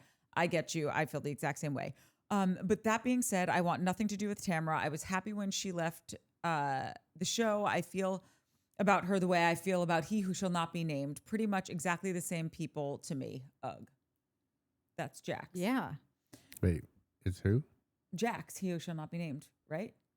That's what I thought That's it what I was, thought. but I wasn't going to name him. Oh, so okay. Oh, Mike, you tricked me. Oh, I didn't think it was him. That's why I asked. I didn't think that's who she was talking about. Sorry, Mike's Jack in the Box is here. Yeah. Chop chop, ladies. XAN3518 wrote, I only watched the first 2 episodes of Next Gen. I just couldn't get into it. But are the Next Gen NYC cast members really that much younger than the original Vanderpump Rules crew? I think it's easy to think of them as kids since we've known them since they were little children, but they're all adults now. And I just thought, because we brought it up Next Gen on this last episode, I did think that was a good point. I do think a lot of them are kind of swimming in that same age pond. But No, it's they not, are, it's but totally- she just nailed it. Like, we've watched them grow up. We've watched for, like, even to go after Gia and be like, God, shut up, Gia. This has nothing to do with you. And then you brought up, you know, that Gia had to basically be a mother to these 4 Yes. girls for however long. And then I'm like, and so then I start to feel bad because I have witnessed their childhoods and all the fucked upness that's come Yeah. along with them. And being like, even just being Brooks Marks and living amongst all those crazies, like, I of course anybody would be a little like, I'm just not gonna step in here. Like, it just Totally. I just didn't do the math. I didn't Yeah. realize that they were the same age group. Lee Armstrong said, sorry, Courtney, but I don't think there's a compassion. Oh, this is what I was talking about earlier. I don't think there's a compassionate bone in Tamara's emaciated body. I'm with Natalie on this one, but you look fabulous. Au naturel. Mwah. Thank you very much. And we covered it earlier where it's like, I think it more gets into when I see her in her mom mode. yeah, that's it, and that's all though. Just so we're all clear, nothing else. She might be a nice wife. I don't know. I mean, listen, she was the one who wanted to leave Simon, not the other way around. And her and Eddie have been together for a while, so I don't think that's wrong. Don't think you're off there. Marty Hans wrote, found the Tamra song. Very tone deaf, but it was for no hate. So I don't know why Gretchen is acting like she thought to make fun of her, like Tamra thought she was some great singer with a new career lined up. I don't know. The mocking her storyline was a huge stretch, and I found, if I found the right song. You did find the right song, and we completely agree. I think I can speak for all of us. You know what is also kind of, I wonder if this is going to come back, if that specific thing will come back to bite her at all. If Tamara was smart, it would, because she would be able to get Heather on her side for this, because there have been, and Gretchen's denying it, but I mean, there are screenshots of it. I know you could fake those. I don't know, but it just seems to, there seem to be a lot of times that Gretchen has liked a post that was talking about trans kids or about keeping schools a certain, or what, I don't even remember which ones they were, but very poignant tweets that she has gone in and liked, and has a series of them maybe. So this is just one of those things that if Tamara had half a brain, she could bring up and be like, it is weird that you really came after me for the no hate campaign, but of course you probably wouldn't have anything to do with that, would you? What was that tweet that I said? Like, I feel like she might bring that up at the reunion. Stay tuned. okay, If that's just my guess. If she really wants to go for her. Yeah, no, that makes sense. Yeah. Mandy J wrote, I wanted to get a comment on the latest episode of OC before you guys do your thing. How have I ended up being on Tamara's side? I wanted Tamara gone after last season because of how awful she was to Shannon. I think the producers are either very clever or very lucky. They brought Alexis back last season, and it made us sympathetic to a woman with a DUI who drove into a house. They bring Gretchen and Slade back, and now I'm sympathetic to the Tamrat villain of OC. And sympathetic to Katie. Gretchen so obviously brought up the alleged affair with Tamara and bleep, then blames Slade for making an oopsies. Again, tries to say it's all Emily's fault and Emily is a terrible person. I think about what Mike said ages ago about how the editors put everything in for a reason. I was thinking about this whilst watching Gretchen and Slade's conversations and confessionals being interspersed with Eddie saying Shannon is not malicious, but Gretchen is evil, as Gretchen is sitting in her evil Barbie costume acting innocent. And that was so much of what you were saying. High five, air 5, 10, all of that. I thought this was kind of hilarious. Okay, this is longer, but I'm just going to read the top part. It's Calissa Charmaine. I wonder how mental health care and diagnosis look like in the States. Bipolar and borderline seem to be incredibly common for Americans, or so it seems on reality TV. Yeah. Yeah, I saw that one. Yeah, it really does. Like, Maybe we don't have more people that are suffering from these mental illnesses. We just put cameras on more of them. yeah, here in and so America. we're just encouraging it. We're really breeding them out here. Christ. Jeanette Allen says, let's see here. When I watched OC, I shouted to my son, who gets peed off when I do that, which makes it so much sweeter, about the Gina thing that Nat said that she wished Gina would have said. And word for word, she did. Tamara was giving Shannon a bad time last year, and the fans were horrified for it. So this year, she's trying to be her best friend again. Sometimes I think me and Natalie are sisters, because that happens a lot. And my daughter is called Natalie. I don't know what that has to do with anything. Well, my dad was very busy for many years, so I wouldn't be surprised if we were sisters. My dad, I'm sure, made his way across the pond. 100%. It's probably even more charming over there.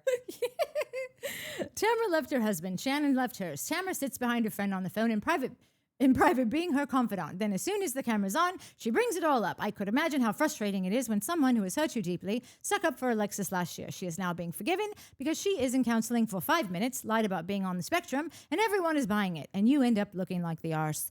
Tamra is not in reality. She is Barbie and Eddie. Poor Eddie is her Ken, and Barbie's world is what it is. It's Barbie's world. I think Shannon thought her friendship with Tamra was more than just a reality show. Barbie does not think or feel. Rant over, I think. Please forgive my grammar. I am Jeanette Allen from Liverpool. Brava. Great So work, good. Jeanette. Jeanette really is fucking putting her ass into it.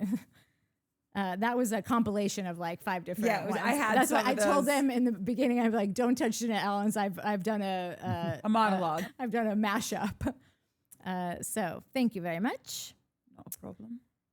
Joe Schmo says the Backdoor Boys performed in my middle school as a top prize of a school fundraiser. I was an NSYNC girl myself, and wasn't Jeff the little non-relative member? Oh, the boy bands. First of all, I have not heard them called the Backdoor Boys in so long, but now that she has said it, it's like all anyone called them when I've they never were heard at it. the First time. Backdoor Boys. Yeah. That's I thought she made it up, and I was like, I oh, come that's very from funny. a town where they would say this. Okay? The country. Lee Armstrong says, I need a show host shirt. Please tell me how to get one. Listen, one day we're going to pick a vendor and pick a brand, and it just hasn't happened yet. But you'll be the first to know when they're like buyable. This is just me throwing shit from Canva onto sweatshirts and pressing purchase. Anyhow, Marty Hahn says, found the Tamra song. Oh, wait, you already said that. Okay. And then Mary Ike Kent says, yes, Backstreet Boys. It was a thing. Oh, y'all got to watch this. Says, my FOMO is so intense that I have gone back to season 6 of Jersey so I can watch it with Natalie. Also, in another episode, y'all mentioned True Beverly Hills. Love that movie. What best. happened to Shelley Long? Well, I don't know where Shelley Long is today, but the only server job I ever had was at a place called the Hidden Cafe in Pacific Palisades, and it was far up and hidden and in the Palisades, like up the hill. And so there was this very, the gated group of the Palisades really were our only customers at this place. Otherwise, you had to go all the way down the hill to go to other restaurants. Shelley Long would come in every Sunday after church with her church group, like 15 ladies at our biggest table, just sat across and just had their notes out from their sermon and just going over it. And so Shelley Long is preaching, I think. If you want to appreciate some grade A incredible television, go back and rewatch Cheers, the seasons that she was on. Her and Sam Malone were some of the best television comedy you will ever see. Yeah. There's one moment where they're having an argument and they're insulting each other, and her insult to him, so she goes to punch back and she goes, your cologne lacks nuance. And it's just so good. It's so good. Yeah. Nothing about them should work, and they were so perfect. Yeah. Sorry, I live for them. No, that was really good. Your cologne. Oh, also, y'all got to watch this. And I think I wrote this back in a comment to you, but I started on season 7. It's the season where Teresa gets back from prison and Joe goes away. It's a banger. If you want to remember, and I just told Meteor this too, and he's going back to watch it too, that like if you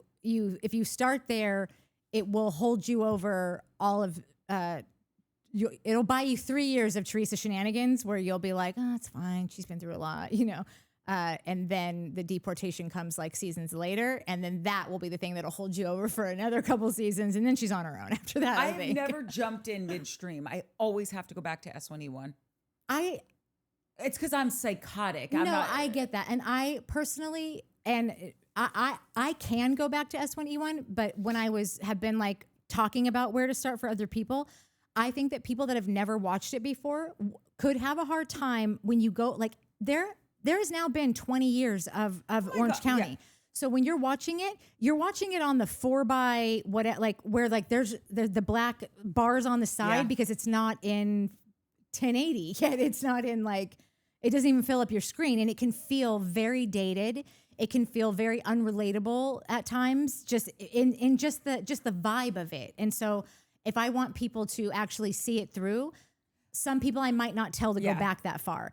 But if you watch the media and you know that this thing happened to this housewife, since they had to take a break to wait for her, they also go out of their way more than other seasons to give you to remind you who the characters are. For sure. And they also ditch a bunch of them and get new ones, like the Wakilis, or like they pop in just to kind of wrap up that storyline and which is a shame for people to not really experience. It is Rosie and Richie and Kathy. It is, but the point I'm trying to make is that you won't miss, like you are mostly getting to know new people that everybody is. It's a safe transition period. Yeah. Like you're not going to be like, wait, do I like her? I don't know. Like, so it's a safe transition point. Yeah.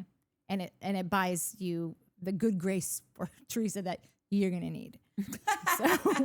So yeah, that's that. ZXCQWE. I'm not reading this because I'll get like hot pink flushed face, but I love you. Okay, closing it out with Truth for Peace for Freedom. Woo! It's so exciting. This is another mashup of 5 different comments. I want to watch women together who are authentically friends. I think the show can survive without Tamara, plus her veneers look ridiculous. And I fucking commented that I think that I love like that she's like an advocate for bad cosmetic surgery, bad like dental cosmetic work. Like she really is fighting the good fight. I feel like you kind of do that too. Thank you. You're out there really advocating for people that are getting in bed with the wrong doctors.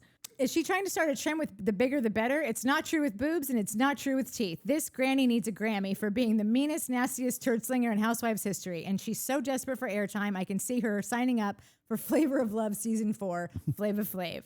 The Real Housewives of New Jersey was my favorite franchise. Teresa was a beautiful Italian princess with a charmed life, loving parents, brothers, cousins, friends, husbands, and 4 daughters. During the earlier seasons, I didn't have a family of my own, and I saw this show as aspirational. I love the theme of family and friends and loyalty. We tell Mike this all the time, that this is the fucking one. This is the one for you. Yeah, if he was going to dive in and really go the distance, like Lisa Barlow, I want you to go to the distance, it would be this franchise.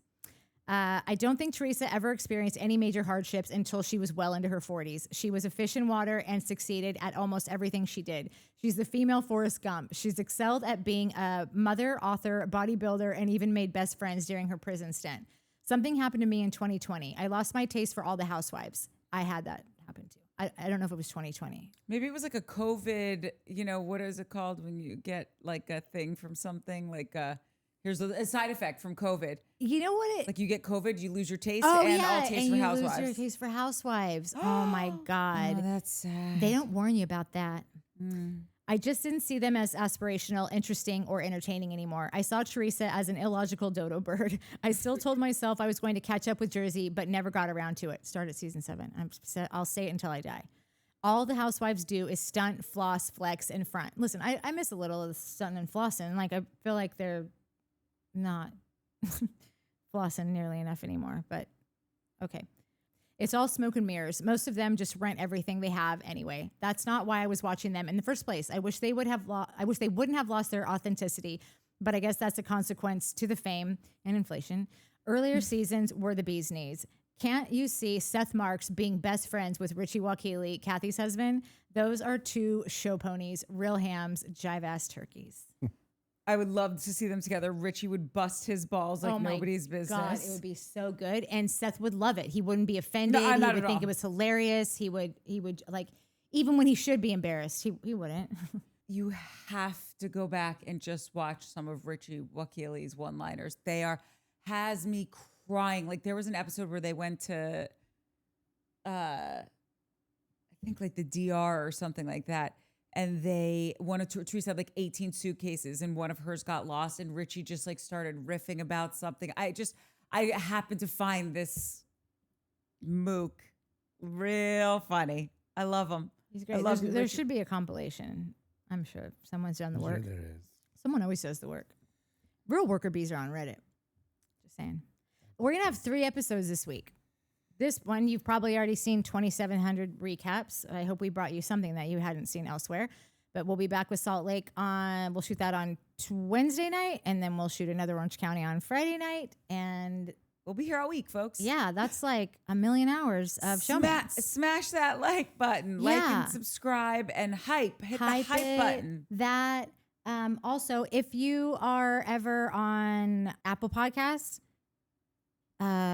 we've only got 1 comment on there, and of course, it's berating me for my love of Huda. I'm sorry I ever fucking met this woman, but leave a 5-star review there, and maybe a comment that will then override the shitty one that's on there now. Thanks for whoever left it, I guess. Good work, everybody. Toodles. Toodaloo. Love you. Bye.